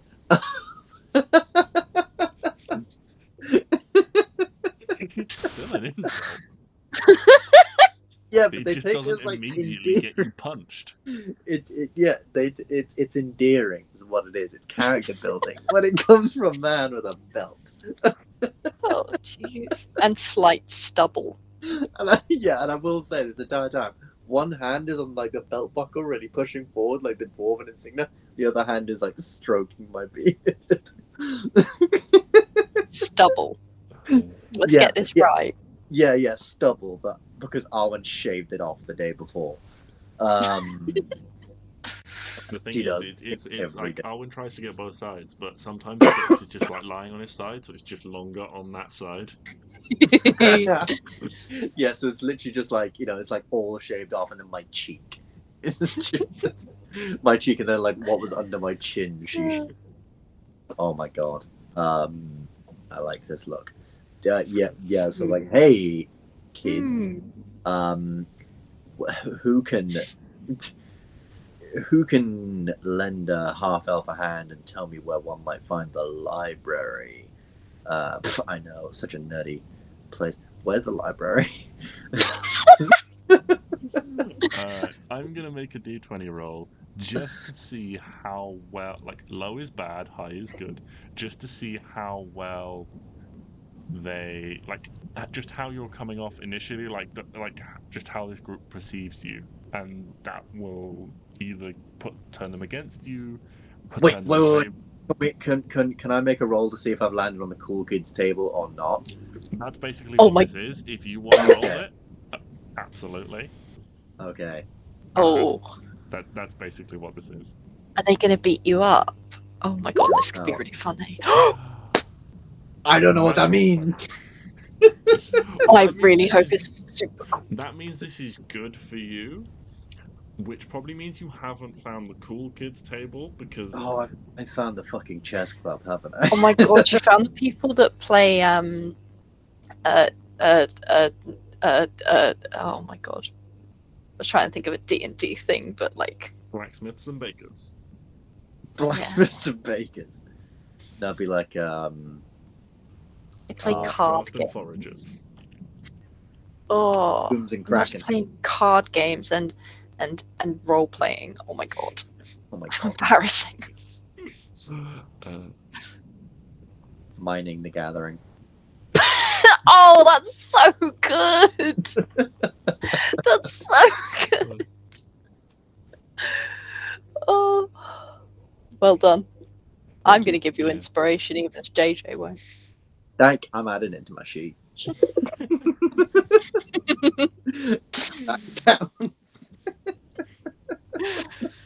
Yeah. So one like they all like like paying attention to you now and seem to like engage in what you're saying. One of them kind of like almost like stands up kind of like nervously, and then kind of like realize what they've done. Almost like they like stand up to like they used to like standing up to like respect authority figures. And then kind of like looks embarrassed about what they've done and kind of quickly like sits back down again. It's like, I'll I mean, if you want, we can. I'll show you where the library is. This is kind of much more Bristolian than any of the other doors. Oh, I was going to You know what? say. Kid, that would be swell. That would be really swell. Yeah, you say those cool kid words. Yeah. I've finished anyway, so I'll catch up with you guys later. Yeah, and they're like, yeah. We'll catch you later. Don't forget about the professor's homework. Yeah, no, blah, blah, blah. Oh god. Catch him in a quad. Fucking. Arwen has left because she doesn't want to be associated with this.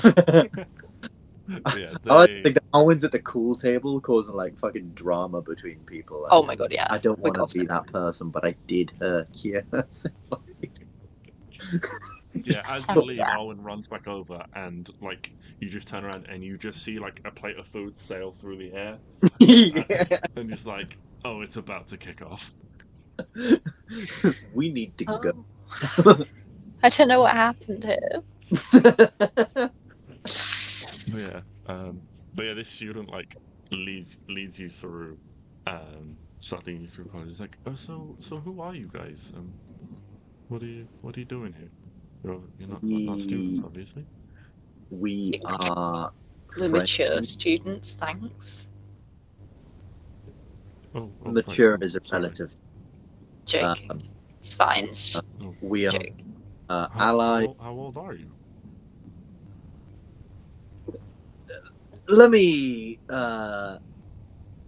give you some advice. Never ask an elf their age, even if it's a half elf. We get very awkward about it. I'm sorry. I did. I'm 26. Oh, so young. Yeah. I'm a I'm baby. You're 27. No, I'm 57. Oh! I'm so sorry.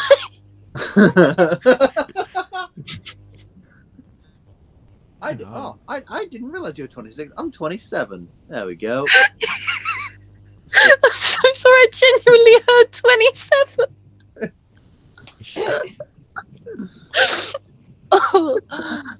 Oh, that tickled me. Yeah.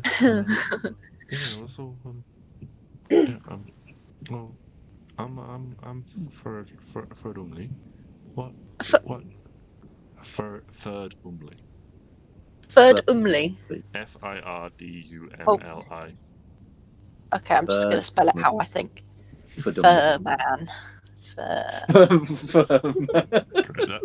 I love it. Because also, Abby goes through her notes and goes, "Can I speak to Furman?" I'm just like, "Who the fuck is Furman?"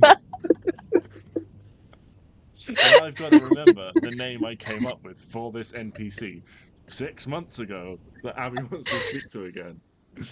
And also, sometimes when we like, if Abby's next to me and we're doing D&D, I'll correct her on the spelling while something else is going on, and she'll be like, "Yeah, I'm not spelling it that way." I'm like, "But if you spell it the same way I've spelt it in my notes, then I can find it again." Yes, but then I can't read it, and I read it wrong. I spell it phonetically. Anyway, No, his name's Ferd Umley.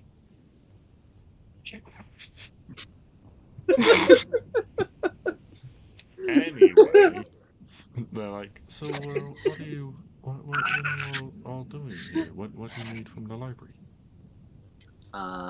We are allies of King Garn. Unfortunately, he's a little busy right now. So, we are here looking for information about a very, very old, well, a very powerful forge. Because we need for a forge. I mean, there's we're lots looking of for forges around.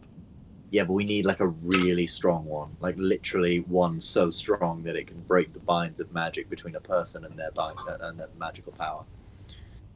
Oh, it sounds like a very powerful forge.